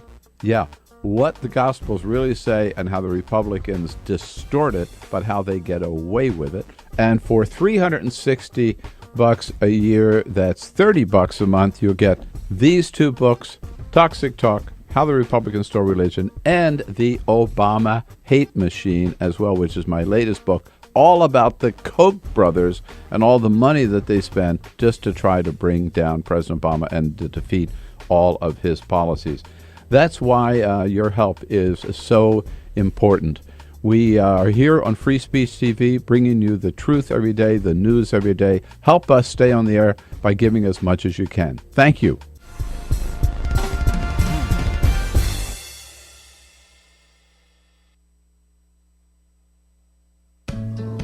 You wouldn't let money just blow out of your house. So when your AC or heater is on, make sure the doors, windows, and fireplace flue are shut tight. If you're headed out, turn down the AC or lower the heat by 10 degrees. And always keep your water heater set at 120. A little bit of common sense goes a long way. Get more great tips at energysaver.gov. So, I'm kind of new here, but I've noticed a trend. My human does this funny thing where she goes around and gets all my toys, and then she hides them in that basket by the door. But it's always the same basket, and it's always in the same place. And then she acts so surprised when I find them, but, she's putting them in the same basket. Again. It's like, hello, that's where you put it last time. You were the worst at hide and go seek.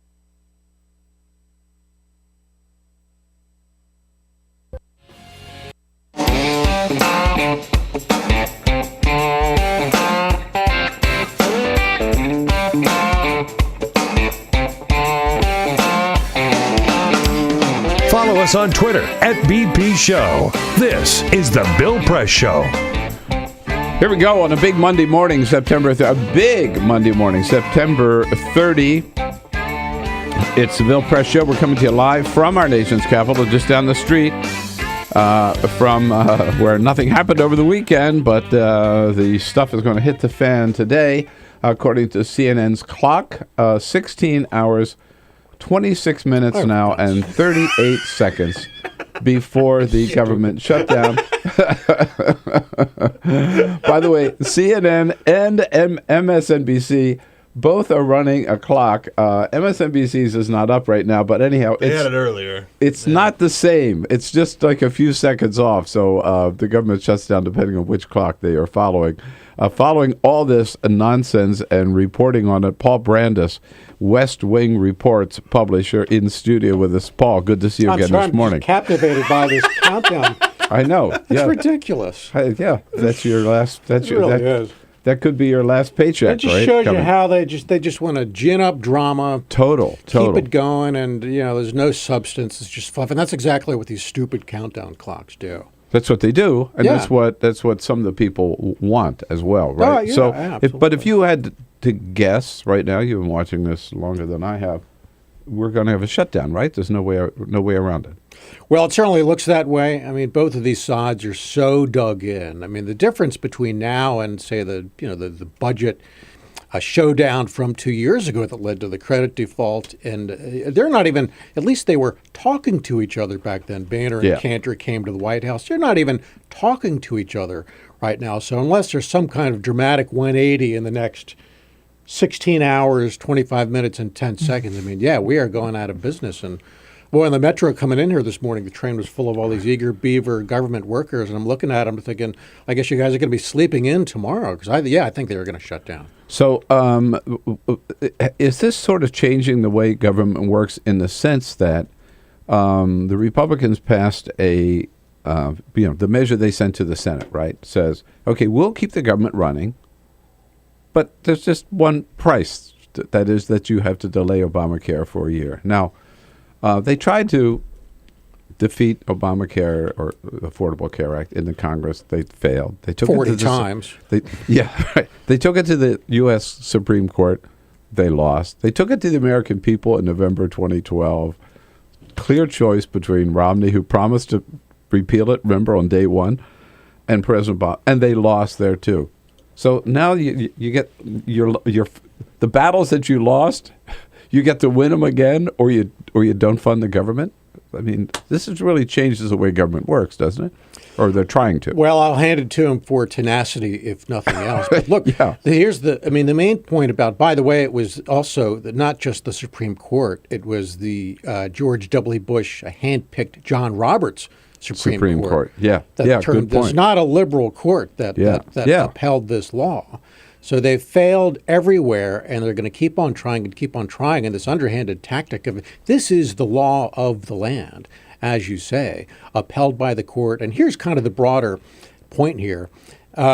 These far-right Republicans, and let's name names here. I'm talking about, say, Rand Paul, Ted Cruz, who's quickly making enemies in the GOP, by the way, and these young Tea Party Turks on the House side, who are always preaching about sanctimoniously about the Constitution and how it must be upheld. Well, that all sounds well and good until it comes to a law that they don't agree with. They have no respect for the electoral process. As you say, Obama won by 5 million votes, 120-something electoral votes. The Roberts Court upheld this law. And so for these sanctimonious preachers of the importance of the Constitution, they seem to have no respect for, one, the will of the people, or two, the rule of law, if they happen to disagree with that law. Why do you think the American people aren't more upset about this? Don't seem to be. Well, I'm not sure at this point. At this point, I think it's just something in the abstract. It's nothing that really affects them. I think people top of mind are more concerned with things that directly impact their daily lives: gasoline prices, jobs, housing, those kind of things. You know, the 95-96 shutdown actually lasted about 28 days, from 95 to 96, and wow, that was a long time. And people were upset about that, but the backdrop to that was that the economy back then was booming. People didn't care. Well, the economy now is not booming. People might be paying more attention. Now, we don't know the length and the severity of this shutdown, but let's say that it lasts, for argument's sake, let's say it goes 28 days like it did last time. I think there could be volatility in the stock market, and people say, well, why should I care? Well, if you have a 401k or an IRA, well, you are going to be hurt by that. I think it could cause unemployment to go up. You have hundreds of thousands of workers, federal workers and contractors and everything who will suffer. So Republicans and everyone who claim about wanting to heal the economy and keep this kind of a tepid recovery going, I think that could be reversed. I mean, all kinds of bad things could happen here if this drags on for a long period of time. Paul Brandus, publisher of West Wing Reports, here in studio with us. westwingreports.org, is it, or .com? It's .com. West Wing Reports doesn't say it here. westwingreports.com is where you can follow him every day on all that's happening, both in the Congress and at the White House. Excellent blog there. So here's my take on this. I'd love to tell me I'm crazy, right? My problem with the shutdown, the way it's planned, is that it's a selective shutdown. It's a relatively painless shutdown. Members of Congress still get paid. Troops still get paid. Post office will still be open. Air traffic controller is still on the job. Border guards still there. Meat and poultry inspector still there. TSA still inspecting your bags. So anything that could really have a direct impact on most people, they've taken away from the shutdown. So I think they're chickens. They're cowards. If they want to shut down, shut the whole damn thing down. Well, they want the air traffic control open because of these congressmen who are going to keep getting paid, as you say. They need Reagan Airport just a couple of miles from here so they can get home safely. Right. Oh, yeah, absolutely. No, but do you see my point? I mean, if they really believe that there's government is bad and we ought to shut down the government, then shut the whole puppy down. Well, except for the part that benefits them. That's where the hypocrisy comes in. Shocking, isn't it? Yeah. Well, the fact that they have defined what's essential and what's non-essential, and the top of the list of the essential are members of Congress. Yeah. They should be the bottom of the list. Yeah. Right? Yeah. Right? I believe. I mean, look, a lot of the pain here is going to come in the margins.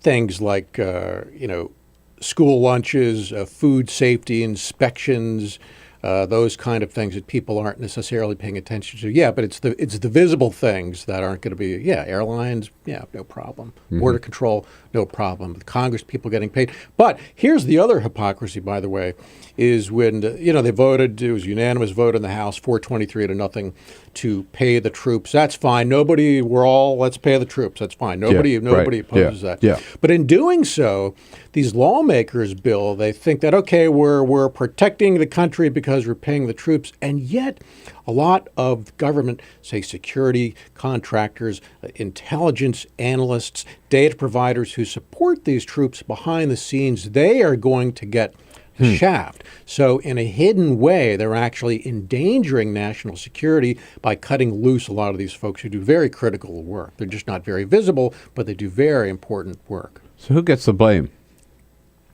Well, I don't know. I think it's too early to say, and I think it really depends, again, on the length and severity of this and also the economic fallout. If unemployment goes up, the president usually gets the blame for this, even though I don't think that at this point, I think these Republicans clearly get the blame. I mean, they are the bomb throwers. On the other hand, these Republicans say, look, it's Obama who's holding the country hostage that's what here. They're trying to say. Because, because he's threatening to veto a spending bill that he doesn't like. Well, he's not really the one threatening to shut the government down. You could go back real quickly. Who got the blame in 95?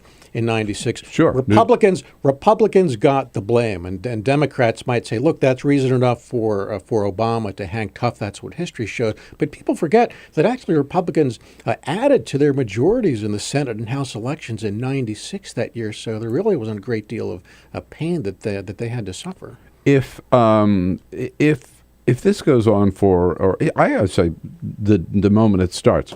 I believe that what President Obama, on this point, right, to make it clear, it's not his style, but I would love to see Obama do a nationally televised address and say, here it is. Government is shutting down, and here are the people responsible. Here are the ones who did it, and just show their faces and their names and put them right up there and call them out. Interesting little nugget, by the way, in Mike Allen's playbook from Politico. A Democratic official told him this morning that President Obama and the Senate Democrats are not going to stop this shutdown for basically one reason, quote, it's time to punch the bully in his nose.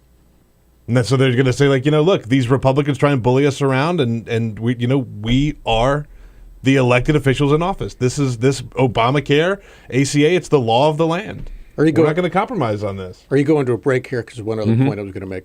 All right, go ahead. Make it quickly. Well, the other thing is interesting. People say, well, who's to blame? There was this very clever juxtaposition on Friday. If you saw Ted Cruz's 21-hour monologue in the Senate where he talked about green eggs and ham and the acting talents of Ashton Kutcher and all of that. And gooseberries. Canadian gooseberries. That's right. A couple hours after that, Obama comes into the briefing room, says, well, I just got off the phone with the president of Iran, and we're going to really get going on these nuclear. I thought that the timing of that was not a coincidence. And it occurred to me that from the optics of it, you've got the president acting like a president, talking about war and peace, the most grave of issues with Iran. Meantime, you've got the Republicans on the floor of the Senate discussing Dr. Seuss. Yeah. So the optics of it, I think,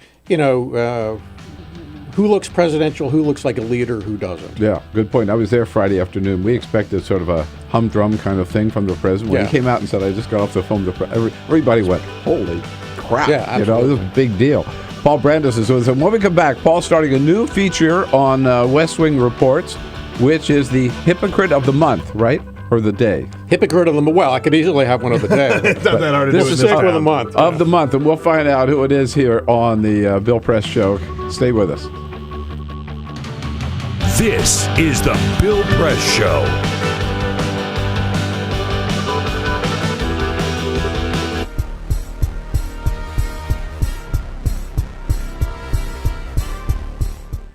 Hi, friends. This is Bill Press on Free Speech TV. Can't tell you how proud I am to be part of the new lineup here on Free Speech TV. It's been around for a long time. It's a great, great independent source of good, liberal, progressive broadcasting every day.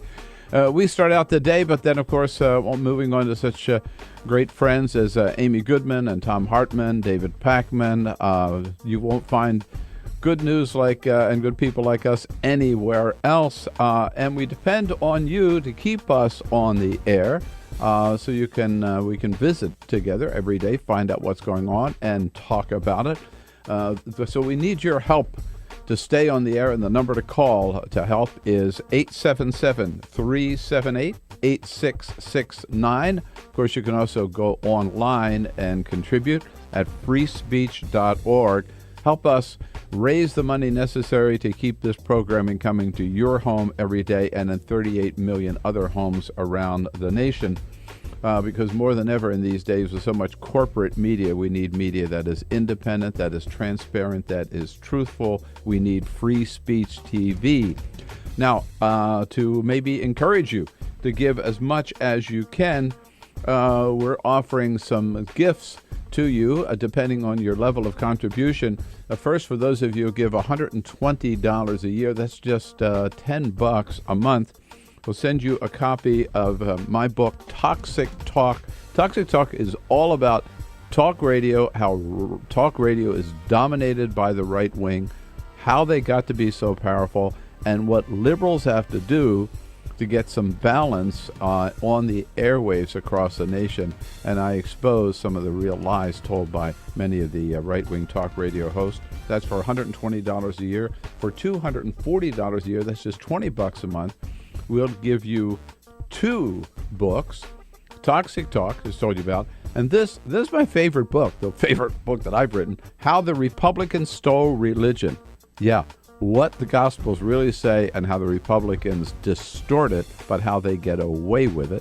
And for $360 a year, that's $30 a month, you'll get these 2 books, Toxic Talk, How the Republicans Stole Religion, and The Obama Hate Machine as well, which is my latest book, all about the Koch brothers and all the money that they spend just to try to bring down President Obama and to defeat all of his policies. That's why your help is so important. We are here on Free Speech TV, bringing you the truth every day, the news every day. Help us stay on the air by giving as much as you can. Thank you.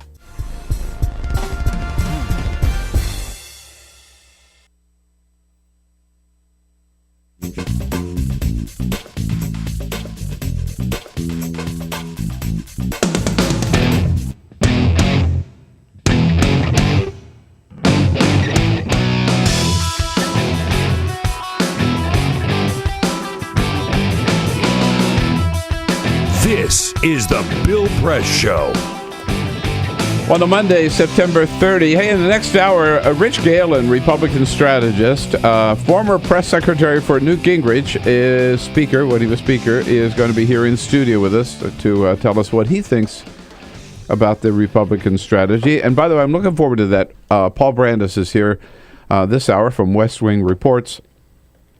Paul, I'm looking forward to hearing from Rich because I have no idea whether he thinks they're doing the right thing or the wrong thing. So it's going to be news to me and news to everybody. And Rich is pretty independent, so if he thinks they're wrong, he'll say they're wrong. But I think Republicans who are reasonable, and yes, there are some, maybe they can fit into a phone booth, but they understand that these right-wingers are really marginalizing their party. yeah. They really are. You know, what's interesting about that is the ones who can fit into a phone booth are really the Tea Party caucus. There may be total 30 of the real hardliners, but there are enough of them that they are the tail wagging the dog. They can prevent the Republicans from having a majority of the majority in their caucus and therefore shut the government down. By the way, for your younger... Peter King, whom I don't consider any liberal, hardly, right, of New York, he is apoplectic about this. He thinks this is horrible what they're doing. By the way, I want to point out for your younger viewers that a phone booth a metal and glass thing. It used to be on every street corner where you could make a phone call for people. I got to explain this stuff. If you have a dime, that's how you made phone calls. Back then. So I'm just pointing that out. And a dime is a little coin that. No, Yeah. that is true. A phone. Is that like a Bitcoin?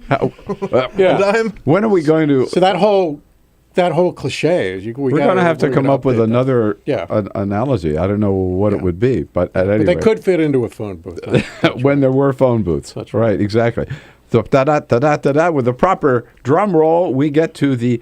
it's tough to pick out one hypocrite in this town, right? Because there are so many. But you want this feature, Hypocrite of the Month. Well, it's a really long it. list. It really is. Yeah. And This is your number one today? This is my number one thing today. All right. And I Breaking think it the right winner... here on the Bill Press Show. Yeah, All right. and the... envelope, please. It's an envelope. I love it. Very And nice. here it is. And so the Hypocrite of the Month, last day of September, the Hypocrite of the Month. Yes. Georgia Congressman Phil Gingrey. Very nice. All right. Now, for folks who've never heard of... Why does he deserve this honor, Congressman- this title? Well, he's a big hypocrite. First of all, he's worth about $3 million. Now, that's fine. I have nothing against accumulated wealth. The guy's worth, according to disclosure records, $3 million. He earns $172,000 a year. That's a pretty good salary by most. That's the congressional salary, standards. right? Yeah, absolutely. All the benefits and everything that come with that. He's going to get paid during the shutdown. Now, he said in a closed-door thing the other day, he was whining, this multimillionaire making six-figure salary, he was whining about making $172,000 a year.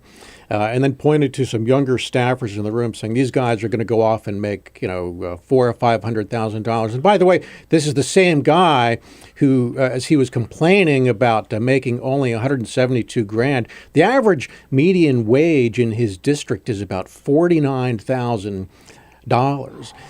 The same guy also who is eager to cut food stamps for people who who have lesser means than him. We're talking for about a lot of reasons, $200 a month. To me, all of that spells hypocrisy in just big, shining capital letters. I mean, what a hypocrite! Complaining, with this economy, right? That he's only getting $172,000. Poor guy. Yeah. Wait, for doing what? For doing nothing, right? What do they do? They work 2 days a week. Yeah, absolutely. Are you going to send him an embossed certificate? Or well, I thought we might actually. I'm going to talk about this on air. I thought we could actually go over there with a camera crew and get like a cheap, plaque or something, and loiter by his office and ambush him coming in and give him the award. Perfect. And that'll be a great TV moment. It would be. No, we could do that every month. I love it. I love it. No, I encourage that. You should do it. And you know what? Because if you come up and you have this plaque, right, he'll think it's something. Yeah, exactly. What is this? Whoever the person of the month is, and they'll say, oh my God, thank you, and hold it up and get a picture before they read it. This is shocking. Yeah, so this is a good deal. We're just getting started here. So total hypocrite. WestWingReports.com and check in and follow Paul Brandus. And Paul, thanks so much for coming in. All right, it's always fun to have you in studio. We'll do it again soon. We want to help you with the hypocrite of the month. I'm sure we'll agree on all of them. I'll be back and tell you what the POTUS is up to today. Get social with Bill Press. Like us at Facebook.com/Bill Press Show. This is the Bill Press Show.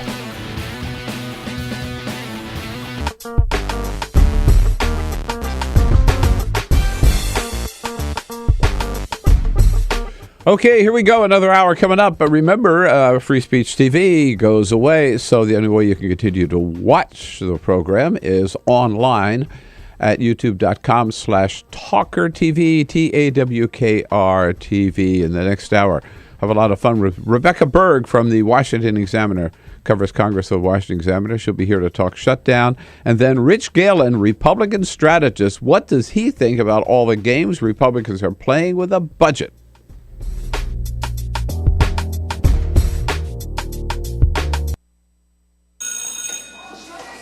Don't look at me. Your hair's a bit frizzy today. Aww, you should pick that up. Oh, you're such a dork. Loser. Here, let me help you with that. Oops. Every day, kids witness bullying. Oh, look. Your crush is looking at you. Or you. They want to help, but don't know how. See, no one here's gonna help you, because no one Teach your likes kids how to be more than a bystander. Visit stopbullying.gov. If you drive buzzed, it could cost you around $10,000.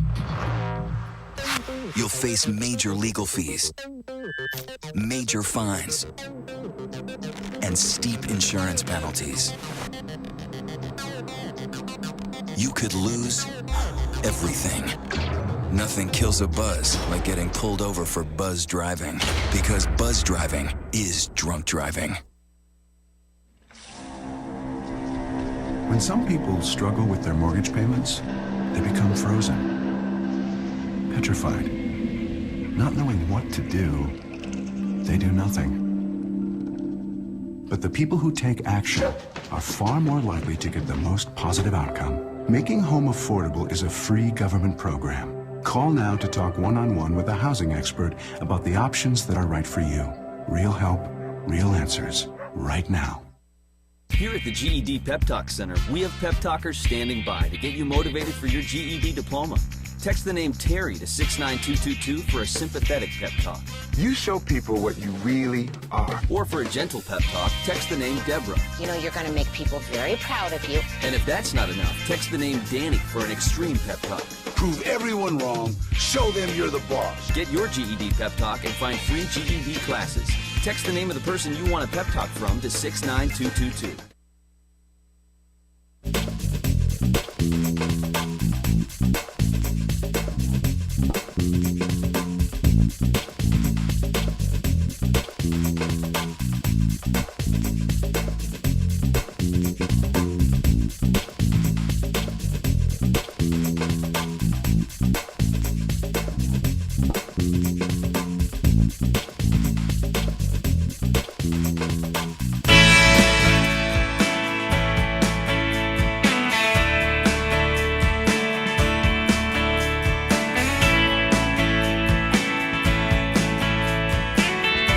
This is the Bill Press Show. All right, President Obama, a busy day at the White House for this last day before the government shuts down. He and the Vice President get their daily briefing at 10:15 this morning.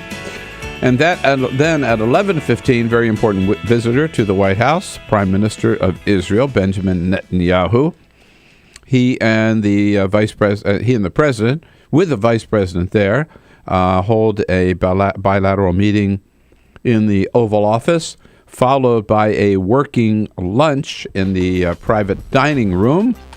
And then, after they finished their meetings, the president has summoned the cabinet to a cabinet meeting this afternoon at 4:45. Jay Carney will be meeting with us White House reporters at 1 o'clock in the briefing room.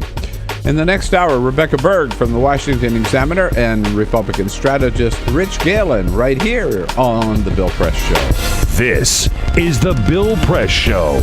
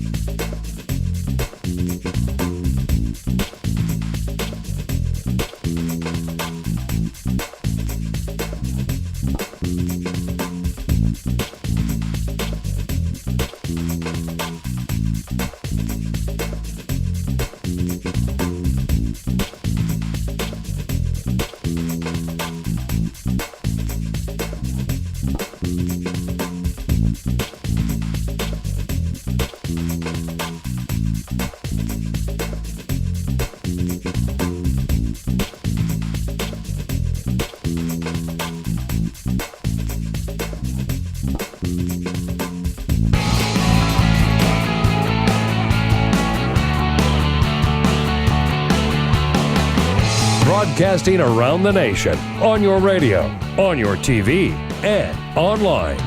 This is the Bill Press Show. President Obama announces telephone conversation with the president of Iran. That is an historic phone call for sure. What if the NSA was listening in? I'm sure they were. Hey, good morning, everybody. What do you say? It is Monday, September 30. So good to see you today. And this is, talk about historic day in Washington, D.C. You can feel the tension in the air because of the countdown to the government shutdown, which most likely 99.9999% sure will happen at midnight tonight. We got it covered from every angle here this morning, and we will also look forward to hearing from you about what you think about it all. 866-55-PRESS is our toll-free number, of course. And your comments are also welcome on Twitter at BP Show and on Facebook at facebook.com/BillPressShow. Our entire team here assembled this morning. Peter Ogburn and Dan Henning. Hey. Good morning. Always. Good morning, guys. Welcome back, Dan. Morning. Thank you. Alicia Cruz has the phones covered. She's waiting for your phone calls. And Cyprian Bolding, now that we've dropped, Free Speech TV has dropped us for this third hour.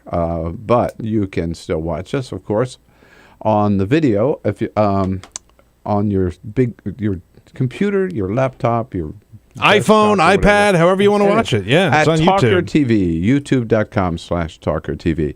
And to help us understand this shutdown and what it might all mean, Rebecca Berg covers the Capitol for the Washington Examiner. Good Hi, to Rebecca. see you. Nice to see you. Thanks Welcome for having me. Welcome back, indeed. The big news, though, for most people yesterday was not the government shutdown. It was the final episode of Breaking Bad. Don't you think? I have such a Breaking Bad hangover right Yeah. now. I thought the finale was phenomenal. It was perfect. Was it worth staying up for? Yeah, totally. Will you guys kick me out if I say I haven't started watching Breaking Bad yet? You haven't watched it at all? I haven't started. Oh, I'm right there with you. I haven't seen it. Well, then we won't tell you what apologize. happens. We won't tell you what Right, happens no in the final spoilers. episode. I appreciate No, I it. won't Thank spoil you. anything. But it's the perfect show. I mean, these days shows are more and more shows are being made to sort of binge watch, right? And this is the perfect show to binge watch because I watched the first 2 or 3 seasons and then I sort of stopped and I didn't watch for about a year. And then I realized the finale was approaching, and I watched like 3 seasons over the course of like 3 weeks, and I swear I aged like 30 years. No. It's so harrowing. But I heard that I saw so many stories about people like that who knew the final episode was coming up, and they thought, "Oh crap! I better go back and find out what this is all about," and then just binge to watch everything leading up to the final episode. That is how I watched House of Cards. It is right? how people are watching totally. more and But more. this has changed TV viewing 100%. Yeah, it's incredible. So last Breaking Bad also made it to Saturday Night Live. For real. The actor, whoever it is, who plays President Obama, started out the show by explaining how good Obamacare is, and he said some people around the country who could testify to how good Obamacare was. One of them who showed up was actually an actor, real actor from Breaking Bad, Aaron Paul, who plays Jesse Pinkman on the show. And here's how that sounded. Here's a young man from New Mexico with a heartbreaking story about health care before the Affordable Care Act. So, Jesse, can you come up here? There it is. Jesse Pinkman, there he is, the real guy, Aaron Paul. Yeah, I had this friend, and he got sick, like cancer sick. But because there wasn't Obamacare, he couldn't afford the treatments. So he was like backed into a corner. You know what I mean? And keep in mind, this man was a teacher with a family.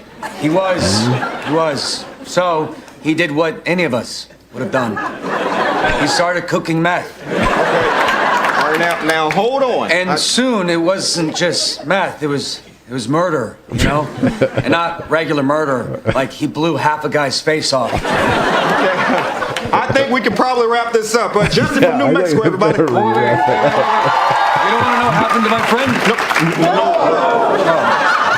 And that was the opening of Saturday Night Live, right, for the season. Yeah, Saturday night. So, anyhow, Rebecca's here for the first half hour, and then we'll be joined by Republican strategist, Rich Galen.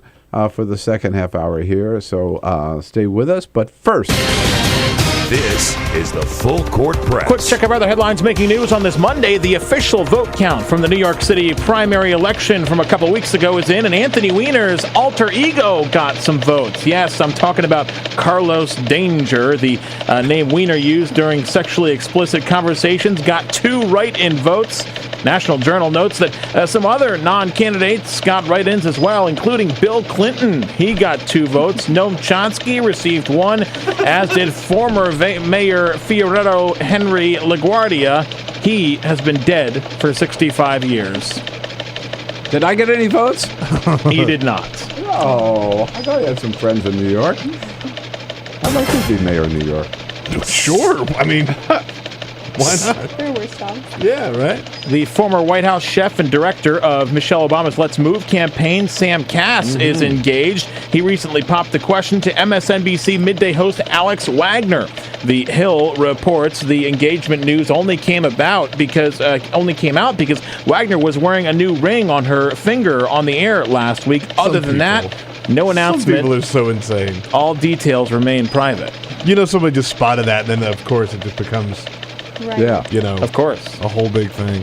Well, they kept their relationship quiet for a year, and nobody knew they were dating. In a town like this. In a town like this, yeah, absolutely. And the International Space Station got fully resupplied by a commercial spaceship for the second time yesterday, as the unmanned Cygnus freighter, which launched from Virginia nearly 2 weeks ago, docked safely 260 miles above the Indian Ocean. The 6-person space station crew is unloading 1,300 pounds this morning of clothing, food, and science experiments. It's like a care package from home. Let me say this. I by used the to way. get those in college from my mom, you know, and always had my grandmother's fudge in it, and so this is what you look forward to those. I'd rather take off in a rocket from Virginia than Kazakhstan. Though. I would too. Just to be clear. Fair choice. Now, depending on which countdown clock you're looking at, if you look at CNN's countdown, it is now, CNN's countdown clock, it is now 15 hours, 46 minutes, and 54 seconds till the government shuts down at midnight tonight. But we don't depend. We don't want to rely on them. We don't want to rely on CNN. MSNBC had their own clock up too, but we don't rely on them either, right? Absolutely not. Peter? We have our own up right now. If you go to youtube.com/TawkrTV and you look at today's broadcast, we have our own countdown clock up. Look, no, we have it up right there so you can see. Oh, there it is. There it is. Wow. Why is your picture up on it? Oh, there's mine. Well, I mean, why wouldn't you want to put we have our own, but the clock is, wait. I don't know. The clock is bigger than I am. It won't be up for long, Bill. Don't worry. Only 15 more hours to go. Is it going to happen, Rebecca? Absolutely. I think it would be a last-minute miracle if it weren't to happen at this point. The chances are I would say 99% yeah, at this point. By the way, Cyprian, good job on the clock. It does look good. Yeah. He's taking it down now. Oh, don't worry. It's all Bill Press now. Yeah, we got a good look. I mean, if I don't give Cyprian credit for that, I'll just hear about it all day long. But yeah, absent a massive infusion of common sense, maybe, yes. right?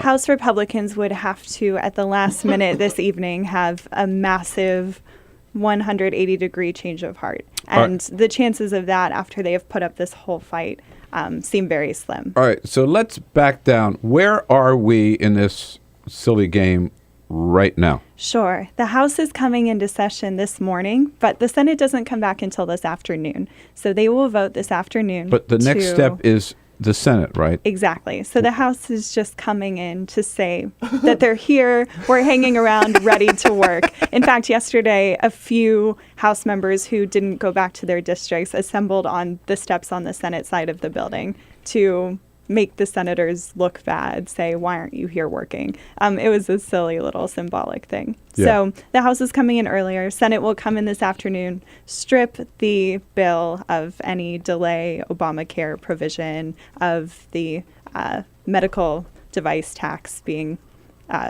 canceled. And then they will send it back to the House, at which point the House has to decide, are they going to send it back to the Senate with something else attached, shut down the government, or are they going to, at the last minute, have a change of heart and just What pass time will that? it get to the House?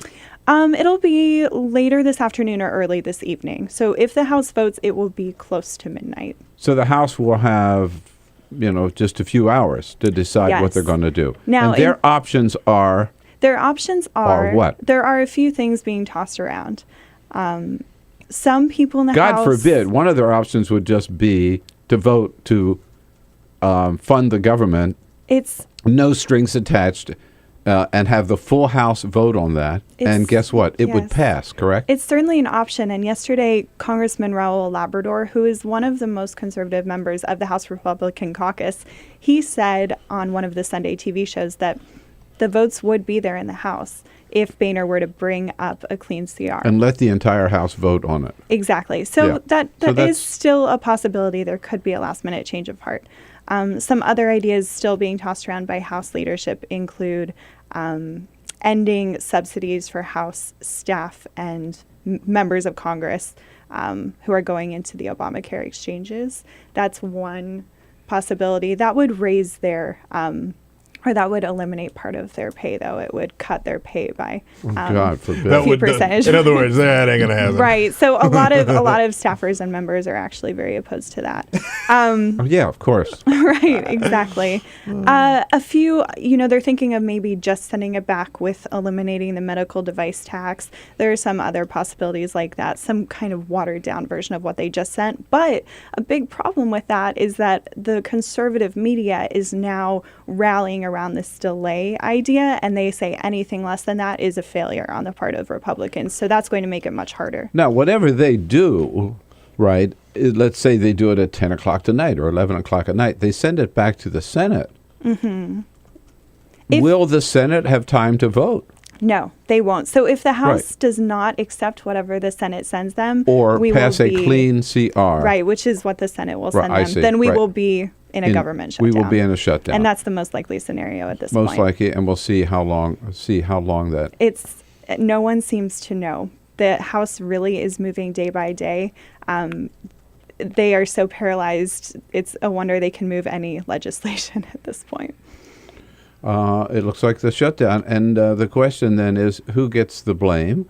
Who's responsible, and what the American people are going to do about it. 866-55-PRESS is our toll-free number. So the Republicans say, look, their argument is,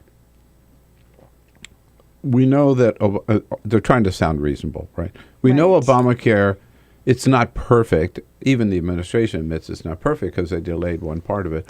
So why don't we just delay it for a year? We won't get rid of it. We'll just delay it for a year so we can fix it, right? Exactly. And that's the argument. That's what they're pushing. And why should we believe that a year from now they're going to be ready to let Obamacare go forward? What are the chances of that? With some Republicans, they will never be ready to let the law go forward. Absolutely.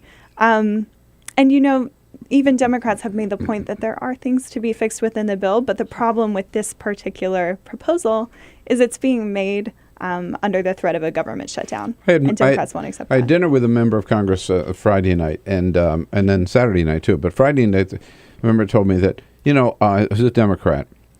For example, they lost the battle over welfare reform back in the Bill Clinton days. The Democrats opposed it. President Clinton signed it. But then later, they were able to fix some of the problems with that. They lost the battle over Medicare Part D because it didn't allow when were prescription drugs. There were parts of it they didn't like. But they lost that battle, and then later they were able to fix it. What they never did was saying, we're going to not do our job anymore unless we get everything we want. And here is why Republicans are doing it. I don't think even the most deluded members of Congress think that this has any chance of passing. They realize that politically this is a very valuable issue for them to keep hitting on. In their districts. In their districts, in elections, this is what voters will be looking at. Polling has shown that this is a very good talking point for Republicans. It helps them raise money. You say that, and they say that. But in November 2012, that's what the issue was between Mitt Romney and Barack Obama.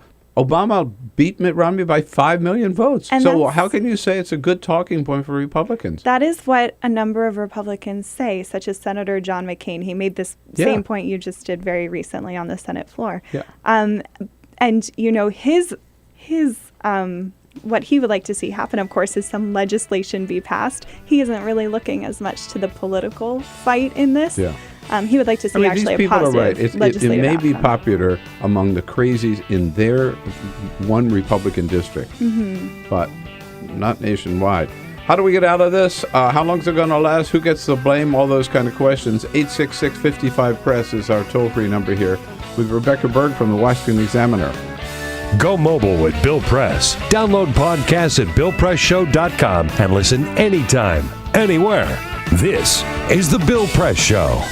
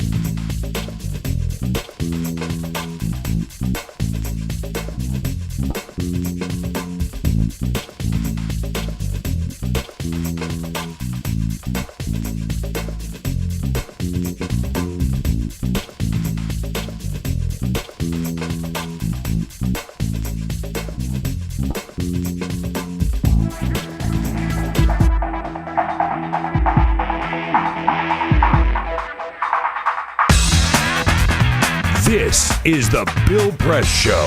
26 minutes after the hour, Rich Galen, Republican strategist here and editor of Mullings.com. In the next segment, right now, Rebecca Berg, good enough to join us as she is the political correspondent covering the Hill and politics in general for the Washington Examiner. Hey, Rebecca. Peter, what kind of comments? We're on Twitter at BP Show, where we are getting a pretty one-sided conversation as to who's blaming who if the government does shut down. NC Nomad says America doesn't negotiate with terrorists. We won't pay your ransom. It's time to shut down the GOP.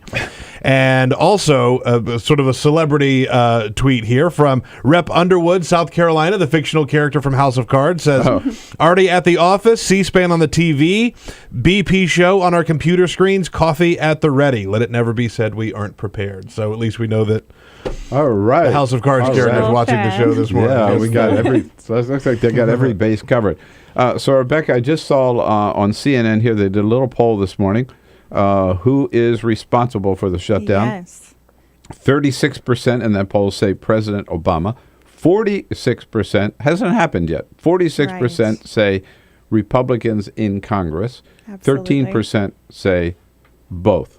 Is that the way it's going to play out, do you think? I think polling so far, you point out that CNN poll, other internal and external polls from both parties have shown something very similar. Republicans in Congress likely will get the blame for this. And it's actually something that they're very concerned about inside, their leadership circles, that this could lose them the majority in a worst case scenario. The phrase that I've seen on all three channels here that we have on our monitors this morning, I keep seeing it on the screen, the words dead on arrival. Yes. That everybody says that's what this House measure is, dead on. So why do it if they know it's dead on arrival? They are doing it because they wanted a fight with the Senate and they wanted a fight with Democrats. They aren't looking at something that was ever viable legislation. They wanted a fight and they wanted at least a chance politically to come out of this looking slightly better than they're going to. Well, you know what? They got their fight. We'll see how it plays out. Hey, Rebecca, good work, and congratulations on the move to the Washington Examiner. Thank you so much, Bill. Thanks for coming in. It was good to see you. Thanks. This is the Bill Press Show.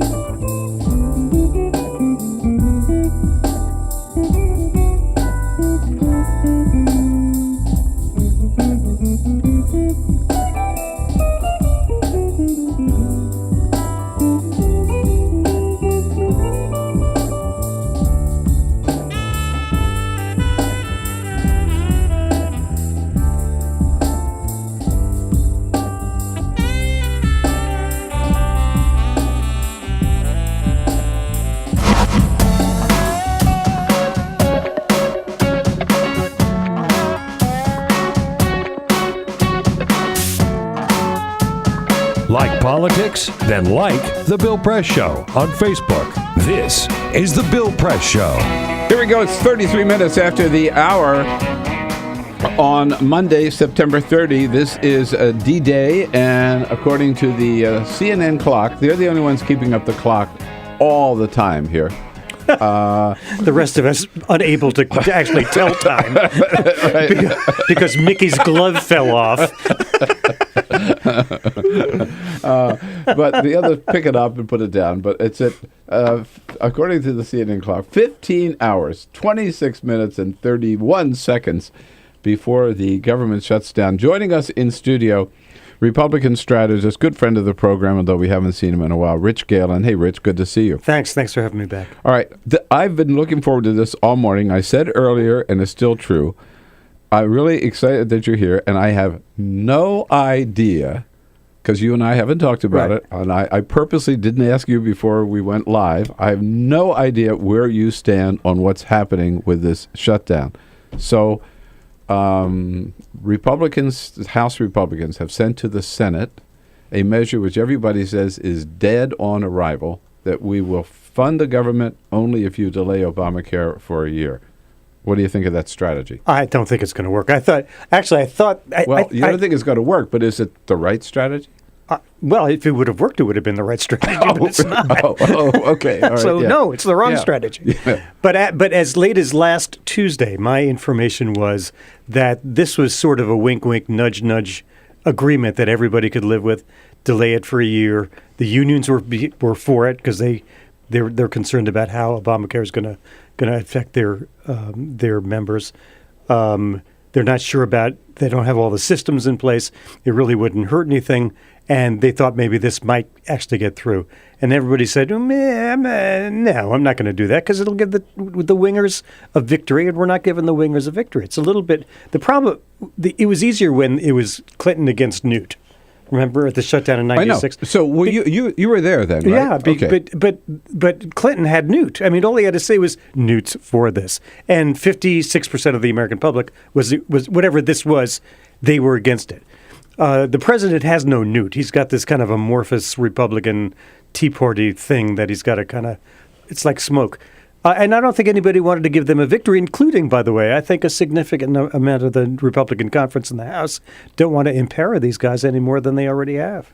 Right. It's interesting you say that because I've asked several people who come in, several guests, members, right? Well, these, like the Washington Post calls them the hardliners. And I keep asking, who are they? Who is their leader? There are maybe 30, maybe 40, right? In the Republican caucus. 40-ish, yeah. 40, okay. But who's their leader? Do you know? They're not. The whole Tea Party thing is a loose amalgamation. Right? Yeah. I mean, it's like the Syrian rebels. Who knows? I'm not calling them Syrian rebels, by the way. How do you do the button? How do you do the button? That's all right, Rich. We'll delete that. Don't worry. We'll take that out in post.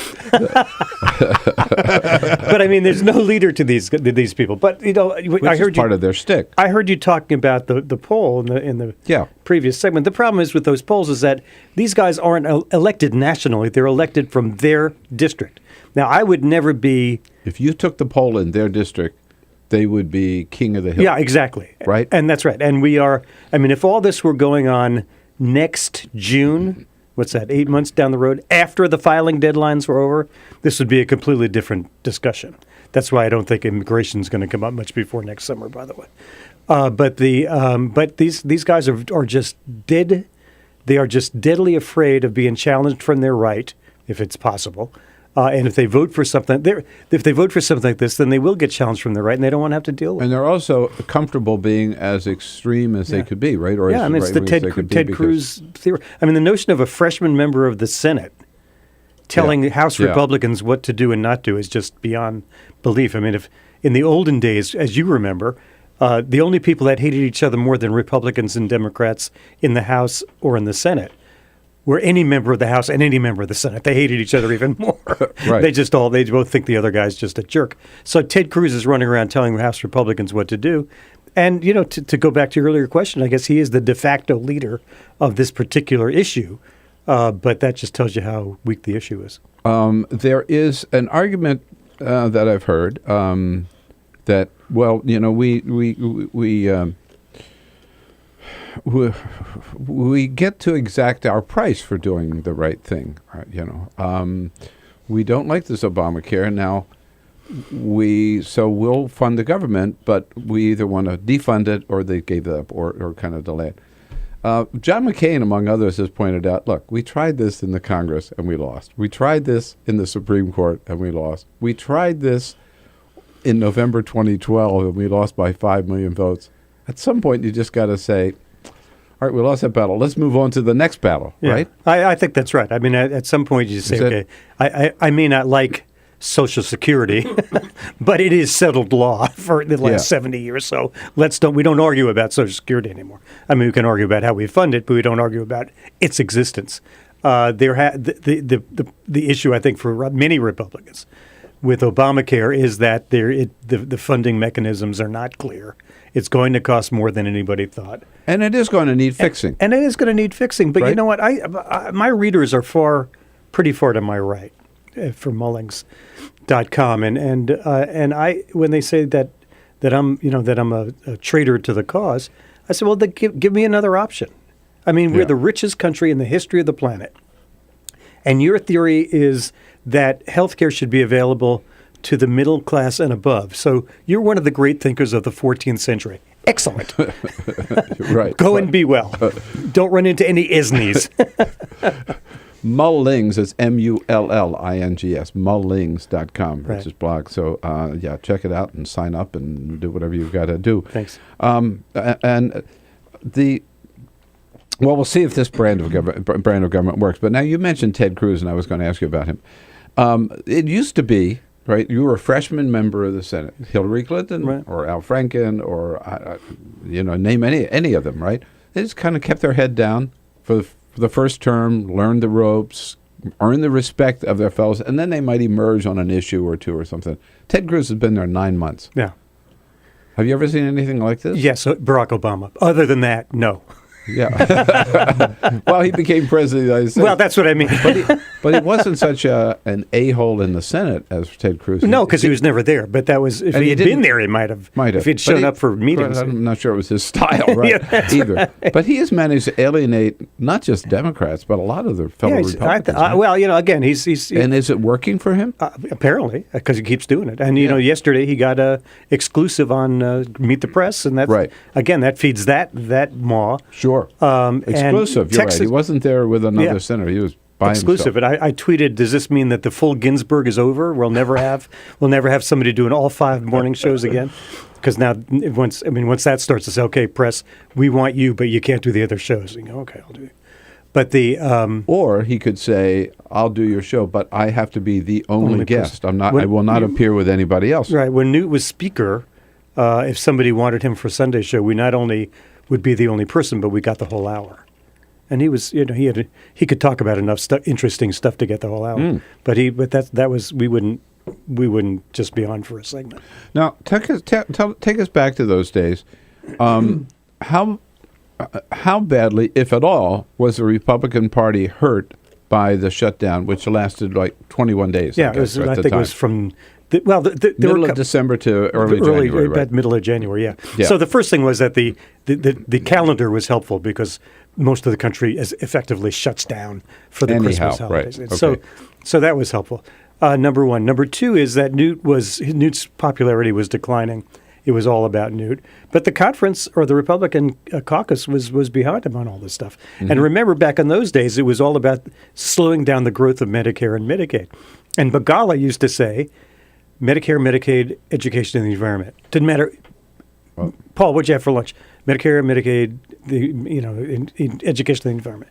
They were just so terrifically on message, and everybody bought into it. The Republican Party, remember, did not lose control of the House. Right. I mean, we kept it until whatever it's 2006. 8 when Nancy took over, whatever. Whatever. 6, I think. 6, I think it was. Yeah, that was after the Foley business. Yeah, right. But it had nothing to do with the shutdown. 10 years earlier. So the Republican Party wasn't hurt, and I don't think the Republican Party will be hurt by this either. I mean, I read that CNN poll this morning as well, And that's you can tease out whatever you want to tease out. These districts are so carefully drawn that it's very difficult to get an incumbent out. And what people forget is that if I want my district as a Republican to be as Republican as possible, I got to do something with the Democrats. I give them to you as the incumbent Democrat, and you're very happy to say, come on in, that's great. Mm-hmm. Because nothing is more important to an incumbent member of the House and Senate than maintaining their status as an incumbent member of the House and Senate. So on the House districts, it probably will not make that much difference. Right. On the national level, it could. It could. We'll see. But remember, the next presidential election is not till 2016, and who knows what horrors we will have gotten ourselves into between now and then. Rich Galen with us. Your questions, your comments. You don't often on this show get to talk to a Republican strategist to really take them on. A formerly elected official as a Republican. And also a former press secretary for Speaker Newt Gingrich. And Dan Quayle. And Dan Quayle. Whoa, 86, the real thing here. 866-55-PRESS. When we come back, I want to tell you my real problem with the shutdown, okay? And see what you think about it. We'll be back on the Full Court Press. Go mobile with Bill Press. Download podcasts at BillPressShow.com and listen anytime, anywhere. This is The Bill Press Show.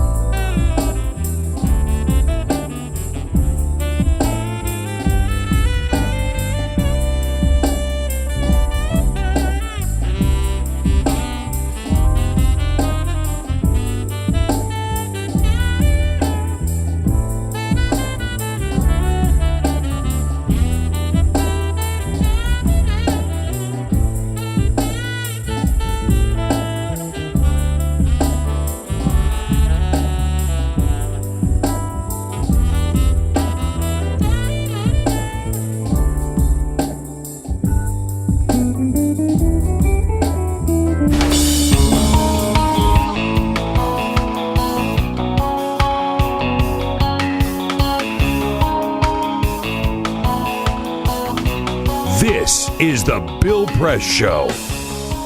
Here we go, 12 minutes before the top of the hour. Rich Galen, Republican strategist and the editor of Mullings.com, Mullings.com. Check it out here in studio with us. Peter Ogburn, what's going on? Quick story from California, because it seems like every day last week we were giving another story about how Governor Jerry Brown was signing a new exciting piece of legislation into law. Well, he did it again. I wish I could take credit for all of this. Now, the first time around, I could take credit for everything he did. But now that you're out, he's actually getting some stuff done. Maybe that's the way some people can look at it. You were state chairman, right? No, I worked for Jerry Brown. Oh, I thought. What did you do? You were also state chair. Before I was state chair. Before you were state chair. I was his policy director, and but I take credit for the stuff he did then. Sure. Well, you can't take credit for this one, even though I'm sure you would like to. Jerry Brown signed a California Industrial Hemp Farming Act into law. It means it's going to allow farmers in California to start growing industrial hemp, which you give them enough rope, they'll hang themselves. Oh, that's one way to look at it. Very good. Sure. Yeah, so farmers are going to be able to do this, and it'll be easier for them to grow it now because of this. But this makes so much sense. But it's because I don't know. We got into this a couple of weeks ago. You can't grow hemp in this country, even though it's because it looks like marijuana. It is not addictive like marijuana. I mean, it doesn't have. You can't. I mean, you could smoke it, but you could also smoke cardboard. Right. I mean, it's not like you get high off of smoking. You can. I've been throwing all that stuff with my shirts out for all this time. Hold it. But so it doesn't have any of the properties of marijuana, but you cannot grow it in this country, which is absolutely insane. And the reason is because it looks What's the like stuff in absinthe? Wormwood? Wormwood, yeah. See, you should be able to grow that too. Sure, absolutely. No. Okay, so here's my problem with the shutdown. Okay. My problem with the shutdown is they're not shutting it all down. They're only shutting part of it down. I think they're CS, chicken, you know what, yeah, right? I do, I agree. Seriously. So you can't go to the Lincoln Memorial. Okay, all right. So. All right, yeah, but your mail's delivered. Yeah. You go to the airports, there's TSA, air traffic controller. I'm getting my Social Security check. You get your Social Security check, get your Medicare check. The members of Congress have this Capitol Police protecting them. They get their paychecks. You can go on and on. Social Security checks, Medicare checks. If I were doing it, I would say, if you're going to shut it down, baby, shut it all down, starting with members of Congress and their salaries. Yeah, I think that's right. And I think that's one of the reasons that out in the world, when you get outside the Beltway, people aren't as exercised about this. You're damn right. Of course. Yeah. So I can't go to Yellowstone. Guess what? I wasn't going there because the kids are in school. So thank you. Shut it down. Save some money. That's fine, I think, for most people. Don't you think? Yeah. But you know, we But they'll never do it. They'll never do the whole. No, in fact, I would even look. Our troops are fighting in Afghanistan. The troops will just have to send word to the bad guys. We can't do anything right now this week because we're not getting paid. It'll be like the World War I Christmas truce. Exactly. Okay. Take a week off. We'll be once we get week off, 2 weeks. Who knows? That's right. By the way, if you have any hemp seeds, send them across. So it's crazy. It's like the same thing I had with the sequester. When suddenly they said, "Oh my God, they're going to delay flights." Oh no! So Congress carves out, and Obama signed this carve out for air traffic controllers. Except that what they still do at National Airport is every so often they will only have one line open just to annoy people.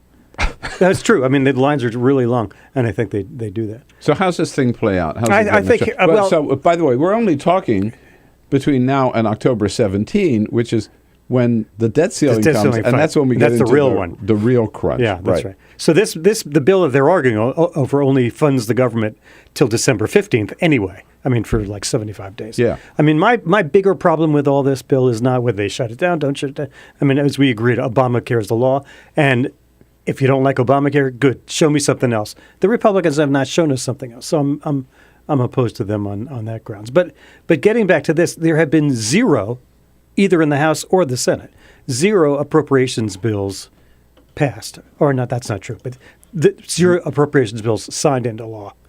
They have had all year to do this. It's not like they had to wait until this afternoon to start passing appropriations bills. They got nothing else to do. A column I wrote for this morning, they've worked like 115 days so far this year, so they're not exactly breaking a great sweat. It would be nice if they just would do the job that we're paying them to do, 2/3 of this would just go away because it would happen in what they call regular order. We would have appropriations bills. The government would be paid for. They could have all these fights, steps along the way. And then you could have experts in the area, the guys that are on the Transportation Appropriations Subcommittee, actually know their stuff, men and women. Yeah. The men and women on armed services, they know their stuff. And they would have experts actually making these decisions as opposed to these gigantic continuing resolutions that people that have no clue or, they use it for a club for something else. I'm really tired of these guys. I am too.